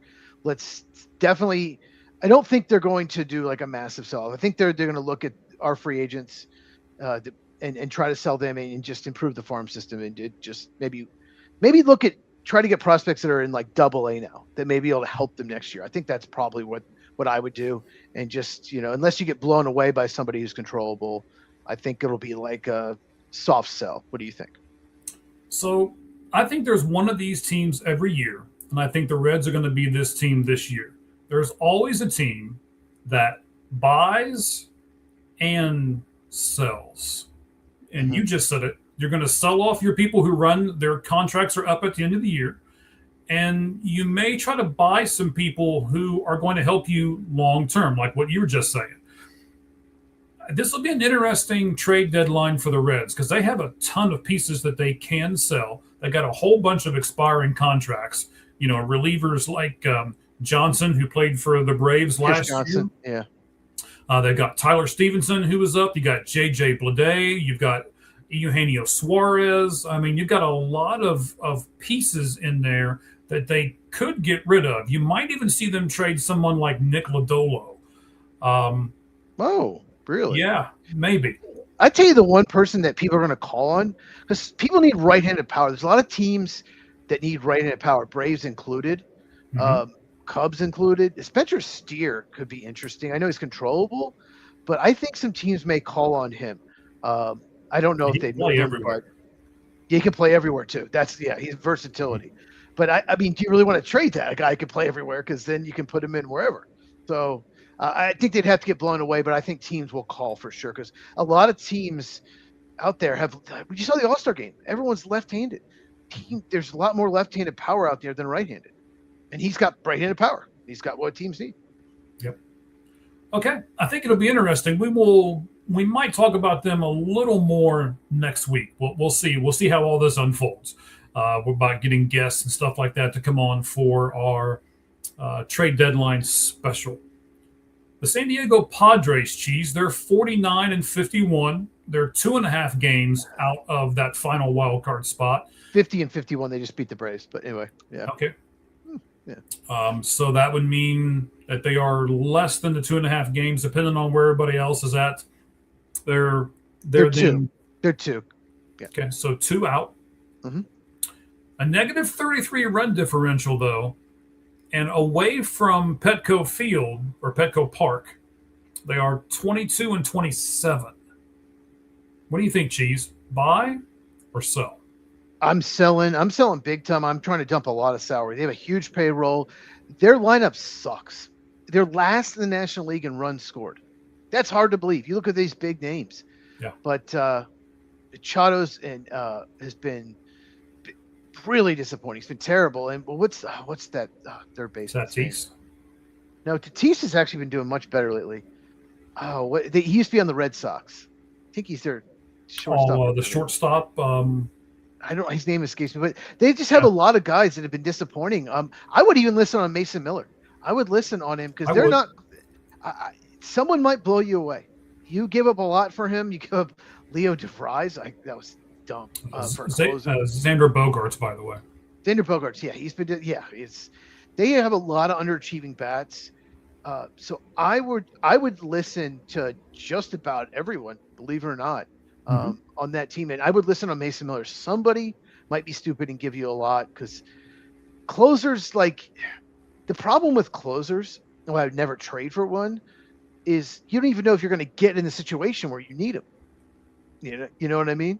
Mm-hmm. So it's a last line of defense. It's like the deep safety in the NFL. It's like great to have one, but they're not going to be involved in a lot of games. They're not going to be a lot of plays. So I think they should sell big time and sell a lot of payroll. What do you think? I agree with you on most of this. Their whole infield, Machado is underachieved. Bogaerts is underachieved. Cronenworth has underachieved. Cronenworth, yes. I was trying to think of his name. Yeah. Yeah. I mean, their whole infield has been, not very good. They don't have a great catcher. Even Jackson Merrill in center field, I'd listen on him too. Somebody may blow you away, but I'm not sure how many pieces the Padres can actually trade because, we're listing all those people off. Who wants those guys? The Padres are in a bad spot right now. They've got a payroll and not a lot of offense. They would have to eat a lot of salary. Mm-hmm. And Joe Musgrove hasn't even pitched for them this year. That's been a big problem. He's a very good pitcher. But even if he comes back, I mean, he'll be back after the deadline. You can't trade him. Mm-hmm. So, they're just a mess. Michael King, I don't think he's been as good this year as last year as well. No. More than any team, probably. I don't think I've seen more people have down years compared to last year than the Padres because they were good last year. Mm-hmm. It's true. The next team, I can't wait to get your opinion on this one. I'm going to tell you right now, I'm fencing this team. This is my fence team. Okay. It's not my fence team. It's not my fence team, but okay. This is my fence team because I like some of what they're doing, but I'm not sure if they're right there with the Pittsburgh Pirates for me. They're probably another year away, but anyway, the Washington Nationals, they're 51-50. They're only one game out of the final wild card spot. They're 5-5 in their last 10, and here's my stat, right? They are plus 19 in run differential, plus cheese. The Washington Nationals are more than likely going to have to go on the road if they make it to the playoffs. Their road record is 31-19. Well, that means their home record must suck. So 20-31. Yes. That's a fluke. That's just one of those where there's always one team like that every year. Just one. There's always, I don't know what that is, but I'm selling. They don't have any pitching. You have to have pitching in the postseason. Pitching wins more than hitting. Good pitching will beat good hitting in the postseason. They have a great lineup. They can score runs. They have some exciting young hitters, no doubt about it. But like you just said, they're probably your way. They've got to sell and get more pitching because it's bad. The pitching is really bad. So I say sell. I've said selling everybody so far, actually. Yeah, they're not, but I don't think they're going to sell a ton. Tell the free agents. And if you get blown away by one of their bats, that's maybe not a long-term, sell it. But I want to look at their roster here for just a second. They're getting beat by the Rockies right at the moment, by the way, in the bottom of the 6th. That's not good. Yeah, it's not good. Rockies the only team with worst pitching in the National League, and the Rockies, that's understandable. They're the second worst pitching in the entire National League. It just doesn't work in the postseason. You have to have pitching. I will say, I think they've got a key piece that some team is going to get, and he's going to Foster Griffin. He was the All-Star. I really like Foster Griffin. He's going to be owed less than $2 million because of the contract that he signed with the Nationals. He is an expiring contract, so I don't think the Nationals are going to keep him. But I really think they could get a piece or two from him. So I really look for them to sell him off and maybe a few other pieces, but I don't think it's going to be a massive sell. I think they're close. These next four teams for me, right? We're starting with the Nationals. So you got Nationals, Diamondbacks, Pirates, Marlins. They're interesting. We'll get to all of them here in just a second. Next, though, is those Arizona Diamondbacks. They're 51-49. They are a half a game out of the final wild card spot, 6-4 in their last 10, but they are a -14 as far as run differential goes. They play pretty good at home, 29-22, but they're not going to win that division, so they're probably going to have to go on the road, and their road record is 22-27. And against teams over 500, I almost hate to give you this stat, 19-34. What are we doing, Cheese? Must really beat up on San Francisco and Colorado. I'm buying. I'm going to buy. San Francisco all but one game. I'm going to buy. Merrill Kelly's back pitching good again. You know, he's so streaky. He is. I'm going to buy. They have pieces. They have Corbin Carroll. They have Ketel Marte. Nolan Arenado. They have pieces. I think they're better. I expect them to be a little better in their record right now, and they're half game out, right? Yes. Of the wild card. Like I think it just if you look at the group of teams from like the sixth best team to like the 11th that stretch, I think they might have the best roster overall. But they need to get some pitching. They need to trade for some pitching. But we saw them in the World Series like 3 years ago. So I think I would buy. What about you? My first buy. Woohoo! I almost saved my fence team for this one. This team makes me want to pull my hair out. I watch them a lot. I've kind of, I love my Reds, and I live here in Arizona, so I want to be loyal to the Diamondbacks as well. I've really started watching more Diamondbacks games here lately because the Reds are just, I'm tired of watching 7 hours of baseball and being disappointed with 3.5 of it. So I've kind of switched to Arizona. When they beat the Dodgers and swept them before the All-Star game, right before they left for that road trip, they went to San Diego, actually lost 2 or 3, went to L.A., swept them. Mike Hazen went into their locker room from, some of the inside stuff that I've got here with the Diamondbacks and basically challenged the team. And he said, okay, boys, what you do here over the next 3 weeks is going to determine what we do at the trade deadline. If you would like for us to go for it, then show me that you can do it. And if not, just fail and we'll sell everything off. And here they are. They beat the Dodgers 3 in a row. They had a miraculous comeback in that game on Sunday and beat the St. Louis Cardinals 2 out of 3. They let the Oakland Athletics beat them last night. I don't know what's going on with them right at the moment, but oh, man. But then they've got guys like Rodriguez, who is an all-star, he is a perfect sell high candidate. Yes. So I'm on the fence. And I know Tampa Bay is chasing Ketel Marte. They want Ketel Marte. And there's a lot of people want Ketel Marte. Do what now? A lot of people should want Ketel Marte. Yes, but I see him day in and day out, and I get a little frustrated with him because he has these mental lapses. He doesn't run to first base. There's these little things that just annoy me about him. And the rumor would be if they can get what they want from Tampa Bay, they would let him go. And then they turn around and get Luis Ariz from the Giants and put him at second base. And they still feel like they've not lost a whole lot, at least for this season. So they are beating the Athletics 3-1. Okay. We'll see.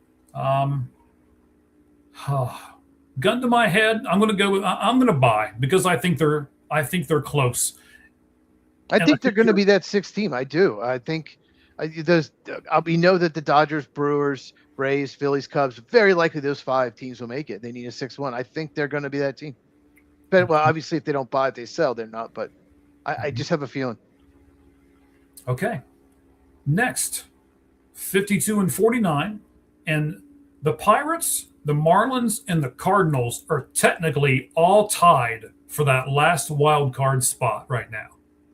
It's crazy how close these teams all are. The Pirates are 52 and 49. They're 6 and 4 in their last 10. And here's the reason why I think I'm going to give them the slight edge as to them being the sixth team. They are plus 51 run differential. Their statistics say they should be 55 and 46 when they're actually 52 and 49. They've got a really good ace. They are exactly what you want to be, Cheese. And you know this. You've been watching baseball, well, not as long as I have, because you're just a few years younger than I am. They're a lot more than that. Okay, sounds good. They're 27 and 24 at home, and they're 25 and 25 on the road. I know you've heard this adage: you play better at home and you play 500 on the road, and you should be good. That's where they're at right now. They're the Pittsburgh Pirates. What are you doing here, Cheese? I just don't think they have the pitching. What's crazy is last year they had really good pitching and they couldn't score at all. This year their lineup's tremendous, but their pitching is not good enough. Just like the what team was it? Oh, the Nationals. I don't think the pitching's good enough, and the division's tough. And they still have to play the Dodgers, Brewers for 7, and they still haven't played the Yankees yet. Like they haven't played Boston. Just look at their schedule; it's brutal. I think. Fence. I'm definitely on the fence with Pittsburgh because there's pieces there. Skeens hasn't been quite as good. But there's pieces there. I think there, and I said this when we did our previous show. 2027 to 29 should be very good, but this is 2026, so it might be beneficial for them to sell off some guys that are free agents. Just do a sell. And just really go for it next year and just really maybe go after some pitching because I just don't think they're a contender. I think they can make it, but I think they'll be one and done. Yeah, but they've got Skeens. They got Mitch Keller. They got Jared Jones, who's pitching much better here as of late. Bubba Chandler, another young kid that's coming. Braxton Ashcraft, I like him. Do they have a bunch of aces? No, but they've got an ace and then like 3 average guys to follow him up. Yeah, no, Skeens in a 3-game series is very beneficial, but the bullpen ERA is 4.38. That's not very good. The bullpen is a problem. But yeah, you'd much rather face them in a 7-game series or 5. You don't want to face them in a 3 where you face Skeens. Good chance you lose one. You have to win the other 2. So that is one big advantage having number 1 starter. It's probably the Cubs' biggest weakness is they don't have that guy. But I'm just on the fence. I think it'd be better for them to maybe actually sell because I just don't think they're quite there yet. But I think their future's bright. Now the next 2 teams, I'm sell and sell. I know I'm kind of giving this away a little ahead of time, but I don't believe in the Miami Marlins. I don't think they're quite there yet, even though they do have Sandy Alcantara and Yuri Perez. I like both of those guys. They're starting to fall apart, Cheese. They're 3 and 7 in their last 10, and in fact, they have lost 7 in a row. They're collapsing, yeah. Yes. They had a series against the Brewers, and they had, I think, a lead in all 3 games, and 2 of the 3 in the 8th inning or later and collapsed. That showed me they can't hang with. They're not going to be able to beat a team like that. They're not ready. Yeah, and Max Meyer is very suspect. And Max Meyer, one of the best pitchers, is on the injured list. Mm-hmm. True. So yeah, I'm selling if I'm the Miami Marlins. I'm not selling a whole bunch of my pieces. I'm not selling that young core that they've got. But I'm going to sell the expiring contracts, and I'm going to kind of do what you said about Pittsburgh. I'm going to sell everybody that I can right now, and I'm going to load up and spend some money in the offseason and try to go for it next year. The Marlins won't spend any money. They have like the lowest payroll in baseball. But no, I agree. I'm going to sell, and their pitching has been tremendous this year. They need to score more runs. They need some bats. So just sell their sell the guys that are impending free agents. But going for it would not be smart, especially before their 7-game losing streak. Yeah, maybe it would have made sense, but now, no, it doesn't make any sense. Yeah, I agree. All right, and then the team that is right above them, the St. Louis Cardinals, they're 51-48, 4-6.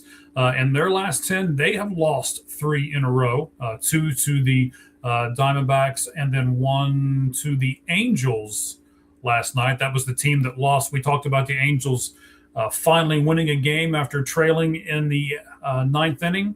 They finally did it, and it was the Cardinals that they beat. They are only +3 in the run differential category. They're 26-26 at home and 25-22 on the road. So I don't believe in them either. I agree with you. They don't need more pitching. They've got some good young guys, but they're just not experienced enough. They need another year of seasoning on the pitchers that they already have. Get a couple more bats in there. I love J.J. Weatherholt. I think signing him to that big contract was a great move for them. I do too. They've got a great shortstop.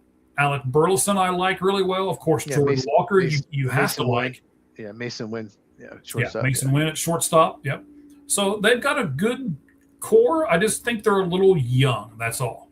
Yeah, they trade away a lot of veterans. This is supposed to be a retool. They weren't expected to be like they make the playoffs at the season end today. So I think they've overachieved. Their bullpen has collapsed on them. And I just, like I said, I think they've overachieved. I think they got to be realistic. And same thing we just talked about with the Pirates, with the Marlins. Just sell off your free agents. Maybe list on Nootbaar, possibly, but don't buy. Do not buy. You're not really a contender. The bullpen just isn't good enough. I mean, if Ryan Stanek's your 7th or 8th inning guy and Riley O'Brien's your 9th inning guy, I mean, they would have to trade for probably 3 more bullpen pitchers to have a realistic shot. And that's just bullpen. That's not even talking about the lineup or the rotation. So, yeah, I would sell. Okay. So, beyond that, Phillies, Cubs, Braves, Dodgers, Brewers. We know all those teams are buying, right? Yeah, so, absolutely. No doubt about it. There's no doubt. No doubt. We don't need to go through all of that, right? All of those teams are buying. So how much they do will be interesting, actually. Yes, and that's kind of what I want to talk about here. I want to give you a few stats on some of these teams, and I want you to kind of help me here and go with me, right? So let's look at those. So actually, St. Louis is that 3rd wild card team right now. The Phillies are 2nd, and your Cubs are the top wild card team. Here's an interesting thing. Brewers, Braves, Cubs, Phillies, Pirates, and Diamondbacks are all 6-4 in their last 10. Okay. So they're all right there together, and no one's really separating themselves from anything else, right? The Phillies, though, are a -10 run differential, even though they've got Harper, Schwarber, and some of those other guys. Do they need a bat, Cheese? Yeah, they do need a bat, probably 2 bats. I'll say this about their run differential. It was so bad in April. They got off to a horrible start. So it's been much better since then. But yeah, they need a bat. After you got Schwarber, you got Harper, you got Brandon Marsh, who's an all-star. He's having a good year, but they don't have the bottom of the order is bad. And yeah, they definitely need a bat. Okay. So then what do your Cubs need? They're 56-44. They're actually 4.5 games up. So they are the top wild card spot right now. You said have they won yet? So I made a list of all the Cubs needs. Please. Okay. I will sit back and listen, sir. Go ahead. Okay. So I hope you have 20 minutes. So here we go. No, Cubs are in a catch-22, I think, because they are a good team. They're going to make the postseason. But and there's pressure on Jed Hoyer, who's been every deadline. He's made 1 or 2 smaller moves. Nothing. He won't go for it, right? And there's a lot of pressure to go for it. The farm system's better. It's been a couple of years. But even though it's probably more the middle of the pack, it's not at the top, but it's not in the bottom 10 or anything like that, bottom 12. Right. So there's pressure. Just go for it. Trade these good prospects and go after some big pitcher or go after a closer or something like that. The problem is, I think they need at least 2, maybe 3 bullpen pitchers. They need at least one starter. It needs to be a front end starter. They don't have a Chris Sale. They don't have a Paul Skeets. They don't have anyone like that at the front of the rotation. Kate Horton's out for the year. Justin Steele, if he comes back, will pitch out of the bullpen. They already said. So they don't have that guy. You know how much it takes to give up that. So I don't think they need a bat. There's not really. That's good, but the guys that they're putting out there for 7th, 8th inning should be middle. They have so many middle relievers. Put it that way. Their bullpen has one guy right now that's not hurt because Daniel Palencia, their closer's hurt, but one guy that I don't consider a middle reliever, and that's Jacob Webb, but he's more of a 7th inning guy. So the bullpen has overachieved, in my opinion. And so they would have to trade for multiple relievers and a front end of the rotation starter to compete with the Brewers, Dodgers in the postseason. So they either need to go for it or do nothing, in my opinion. So Jameson Taillon and Aaron Savali are not going to be the answer for the Cubs? Jameson Taillon can't stop giving up homers. He was actually their best pitcher in the postseason last year, but this year he just cannot stop giving up home runs. Big problem. Shota Imanaga been pitching better lately, but he's been susceptible to home runs. I don't know what it is. I mean, you're at Wrigley Field. Why are you acquiring all these pitchers that are fly ball pitchers? You need ground ball pitchers in Wrigley. Makes the wind's going to blow out a lot. So no, their best pitcher this year has been Ben Brown. He's hurt. So Justin Steele, Ben Brown, Kate Horton, all hurt. And Ben Brown, they're like, well, yeah, he should come back before the end of the season. I don't know what that means, Mike. Should come back before the end of the season. He's got a neck injury. What does that mean? Yeah, that's kind of like Shohei, right? Oh, he'll probably pitch sometime before the end of the season, but maybe not. And yeah, right. It's same kind of thing. All right, so the 3 division winners in the National League are the Brewers, the Dodgers, and the Braves. And I think the Braves right now are kind of looked at as the 3rd team in that group. Would you agree with that? Yeah. And I think there's still a very legit shot that the Phillies catch them. I hope not. But the Braves, they were playing really well. Some of their flaws have really started to show up. So, yeah, I definitely think right now they're 3rd in the National League. But the Braves are they're a plus 109 in a run differential. That's pretty good, buddy.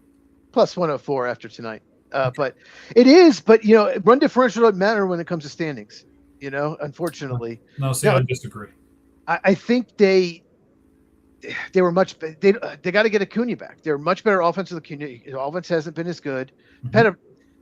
It's been a little bit better since the break, but this week. But the offense has been a problem.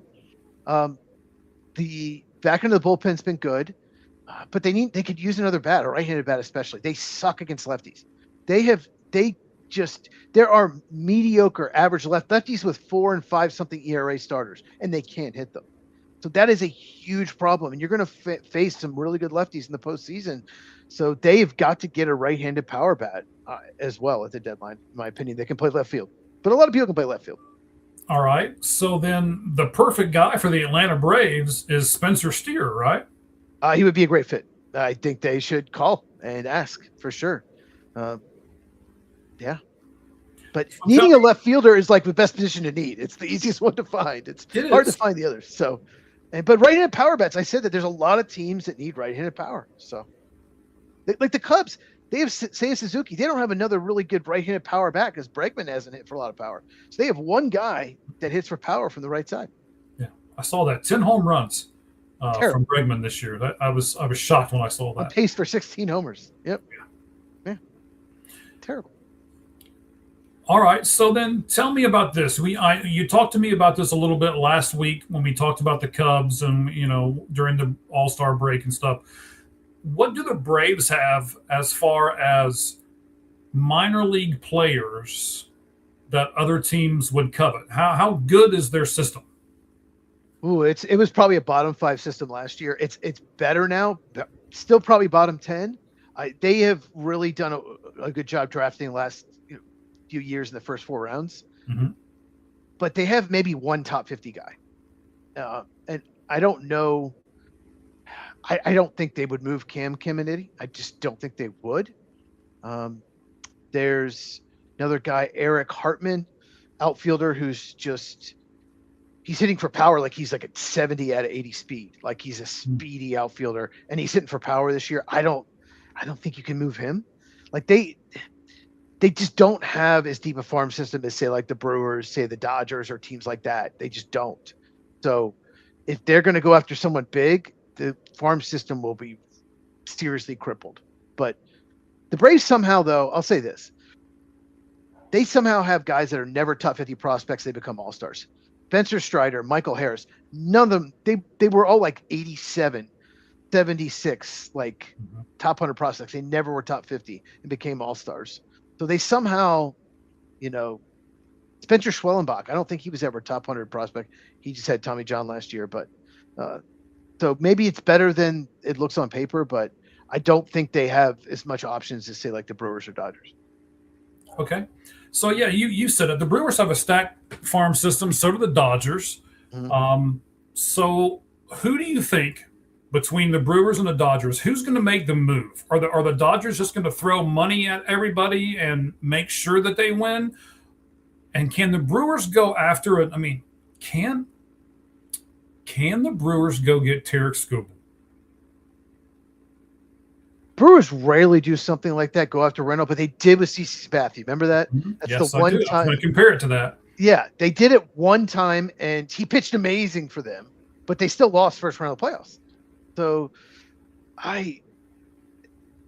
it would give them Mizrowski and then Skubal. Oh my gosh! Harrison. But maybe they need to do something. They always do this. I know they did make it to the NLCS last year, but then they got dominated all 4 games. It was a joke.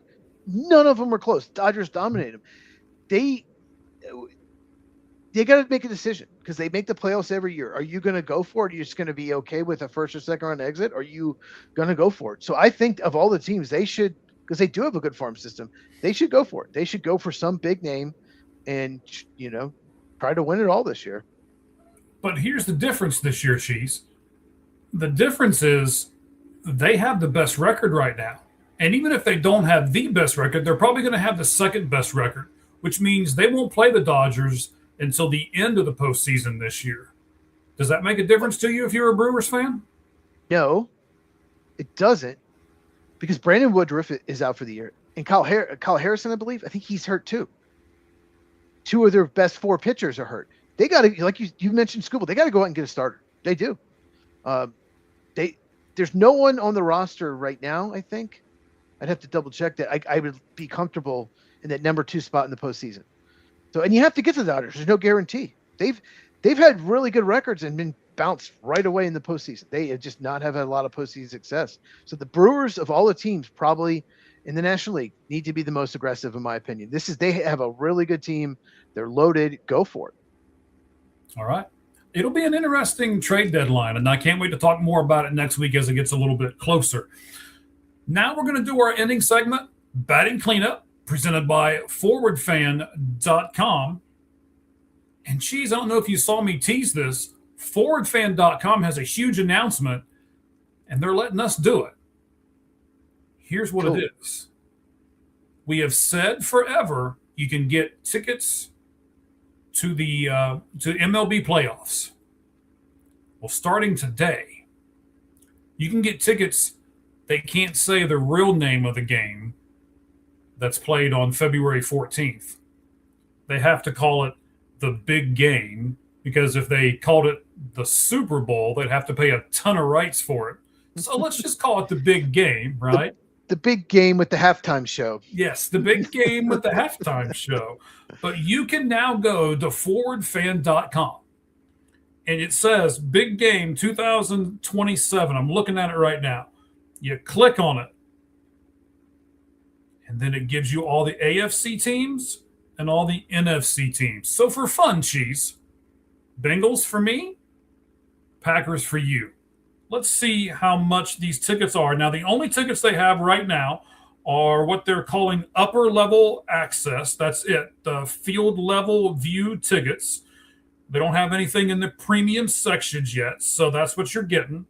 If I click on my Cincinnati Bengals, if they make the playoffs, Cheese, how much do you think big game tickets are going to cost you if your team makes the Super Bowl. We'll just call it the Super Bowl because we can.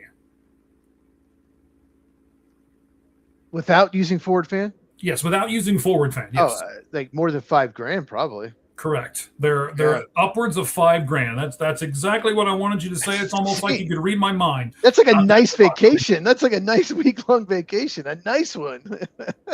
Okay. So if the Cincinnati Bengals make it to the Super Bowl this year and you buy your tickets right now at forwardfan.com, you will pay $530 a ticket. Got Dexter Lawrence. Yes, instead of like $5,000 a ticket. Wow. And let's go to the Green Bay Packers. And they, if you buy today at forwardfan.com, $630 per ticket to go to the Super Bowl. It'd be a lot more expensive if they didn't have Matt LaFleur, I guarantee you. But no, that's amazing deals. Like to go to a Super Bowl. It really is. Wow, that's incredible. If you believe in your team, you got to do it. God, over $5,000. That is just. I've never, minus a car. I've never. Oh my God, I've never spent. But that's a car. Like you're gonna have that for years. Like anything on one little. That's crazy. Yeah, I'm not sure if I'd ever be able to spend that kind of money for a sporting event, no matter how much money I was lucky enough to get. But yeah, it's kind of crazy. But yeah, like you just said, that's why Forward Fan exists. That's why Forward Fan exists, so we don't have to spend that much. True. If you believe in your team, and it's one of those things that's been on your bucket list that you've always wanted to do, I want to go to the Super Bowl. I think you need to go to forwardfan.com and invest $500 or $600 in doing so, and see if you can't believe in your team, follow your team, and then have your team actually go to the Super Bowl. And if you believe in your team, you get whatever Super Bowls are like 59, 60, whatever. You get a tattoo. Say Bengals Super Bowl champions. That's the Super Bowl number, right? You get a tattoo. But if you go to Forward Fan, it's less permanent. It costs about the same much as a tattoo. About the same, but it's not as permanent. But if you really believe in your team, you get a tattoo. I can see that. Okay. I can see Mike getting that big tattoo. No. All on his back. All on his back. Sure. No, I'm gonna put it on the tramp stamp right here above. Anyway, we said children's show. Stop it. Hopefully they're in bed. They might be. I never thought tramp stamp would ever be mentioned on this podcast. So there's something. Yeah. It's the first time for everything, sir. All right. So we got 4 things here for our batting cleanup. It's presented by forwardfan.com. The first one. I know that Phillies. Here, let's put the picture up. You know what? I'm doing this, and I had this picture, and I didn't even. Hold on, I gotta click the right button and get everything pulled up here. Christopher Sanchez, right? Yes, he's great, and he's great as he's not pitching in an All-Star game. Right. He's great if he's not pitching in the All-Star game. And I know he did bad in the All-Star game this past Tuesday, but I do want to give him his flowers here. He leads Major League Baseball with 335 swings and misses so far this season. Wow. That's a lot. It is. Yeah, I thought that was pretty impressive. So, I always thought he was more of a ground ball pitcher. That's really impressive. Mm-hmm. Let's take him off for a second. I want to put the banner back on the top because I won't need it for the next picture. The next one is a guy that I know you love. I teased it in the open that we need to give him some love, and he well deserves it. He, of course, is Yordan Alvarez. Mm-hmm. We gave him some love in the 5 Flamin' 5 and 5. There he is. I'll tell you what, I am going to go ahead and take the banner off the top of it because it looks better for the other viewers that are watching it on the cell phone thing. So we'll do that. So we said Yordan Alvarez has 15 home runs and is batting .294 in 2-strike counts. But let's give him some more love. Yordan Alvarez is currently number 1 in all 3 Triple Crown categories. In average, he's number one at 325. And the number two guy is Mr. Diaz from Tampa Bay, and he's at 311. In the home runs, Alvarez again, number one, 33. And another Tampa Bay guy, Caminero, has 29. So four in back of him. And then RBIs, Alvarez is again number one with Ben Rice from the Yankees at 68. Alvarez has 75. So he's not only leading Cheese, he's leading by a decent margin in all of those. I mean, is there any doubt who's the MVP right now of the American League? I mean, I know Junior Caminero has been amazing. Maybe the only other one that's even close, right? Yeah, he's the only other one that's even close. I mean, his team has the best record in the AL, so maybe he gets a bump from that. We'll see. I mean, the Astros, I still think the Astros are going to finally get it going. We'll see. But it's pretty remarkable what he's doing. Yeah, absolutely. So for those of you who are watching us on Facebook, I don't know what's going on tonight. We're having all kinds of stuff go on. But I know I just had a little note from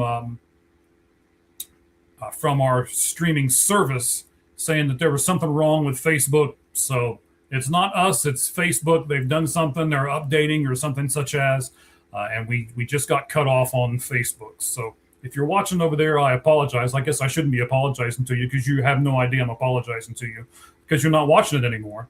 But yeah, so just so everybody knows, that's where you're at. That's what's going on. Cheese, yesterday's game between the Orioles and Red Sox was only the second time in Major League Baseball history where the two teams playing each other had winning streaks of 7 or more games. And between the two of them, they had a combined winning streak of 20 or more games.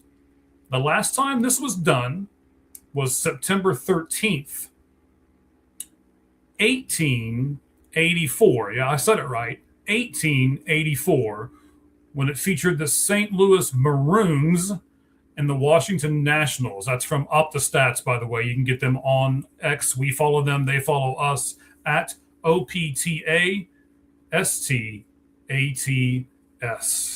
What do you think about that, buddy?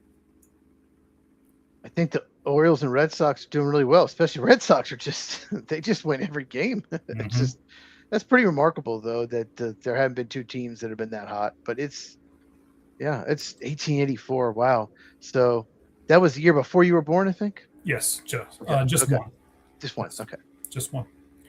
All right. Let me again take this off. We got one last picture to put up here and one last stat for you here on the batting cleanup with ForwardFan.com, presenting it to all of you. Here he is, and there's the baseball. Nolan Arenado. Love this shirt, by the way. That's the baseball where he got the 2000th hit on yesterday. And here's what I want to say about it. It's a crazy stat. Nolan Arenado, Cheese, is being paid $27 million this season.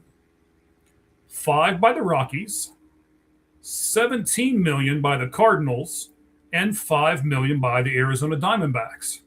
Wow. That means that on Sunday, this past Sunday, the St. Louis Cardinals, in a game they led, we've talked about this game 3 or 4 times tonight, they led this game by 7 runs early and eventually lost it. They paid Nolan Arenado $98,765.43. You can't forget the 43 cents to hit the game-tying home run that led to their extra inning loss. We got that from the X account Corbin Carroll Enthusiast. You can get Enthusiast. him at, Enthusiast. Thank you. Yes. You can get him at CORLEK and then CAMAS. That is his X handle. We follow each other. He's a great follow, by the way, especially if you're into Arizona Diamondback stuff. He has a lot of stuff up there. So Cheese, what do you think about that? He's being paid. First of all, should Nolan Arenado be making $27 million?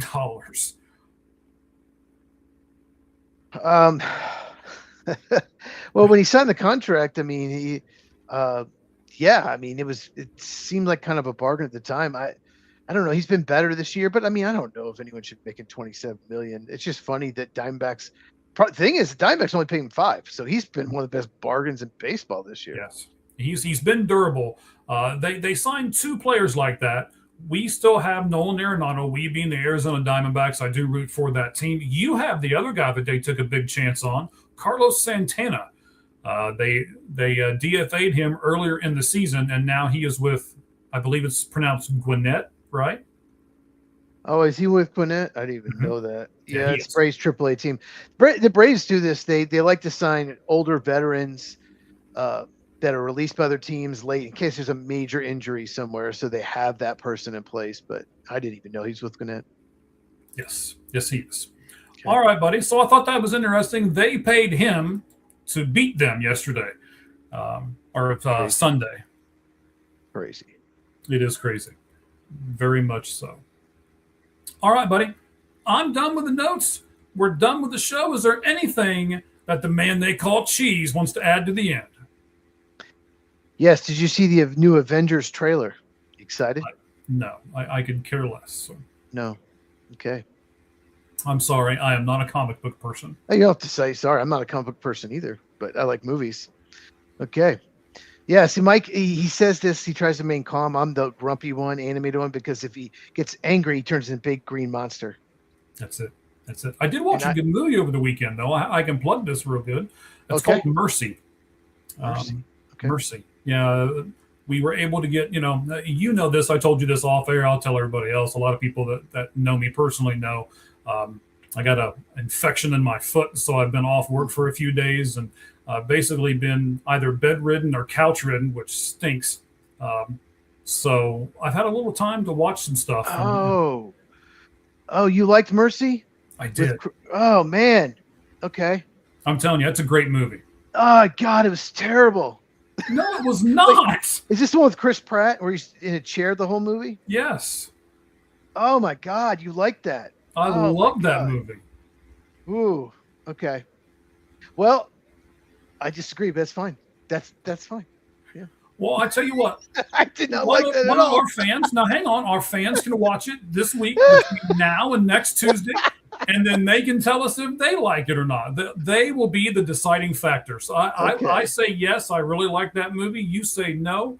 We'll let our fans decide whether it's good or whether it's bad. I really like Chris Pratt. He's my favorite actor, so I was so excited about it. Maybe that's why I didn't like it so much, because I just thought it'd be so much better than it was. But me and Sean both did not like it at all. We went and saw it. I like that movie a lot.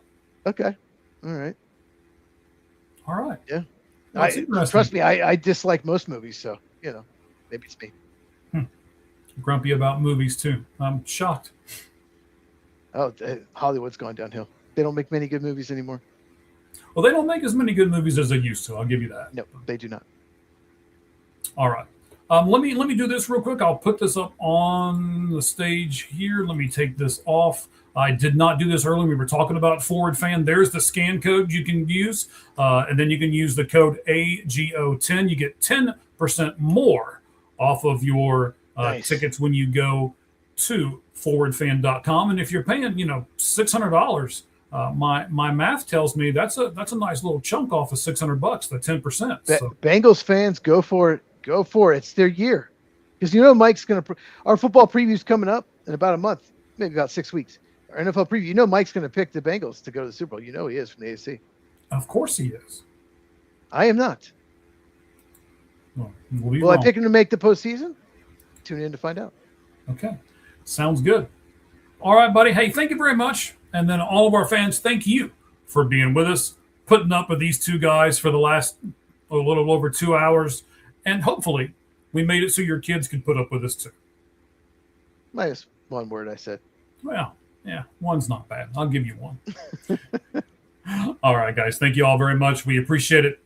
And as we always say at this point in what we're doing, the only thing that's fair in life is a baseball hit between the third and first base lines. Good evening, everyone.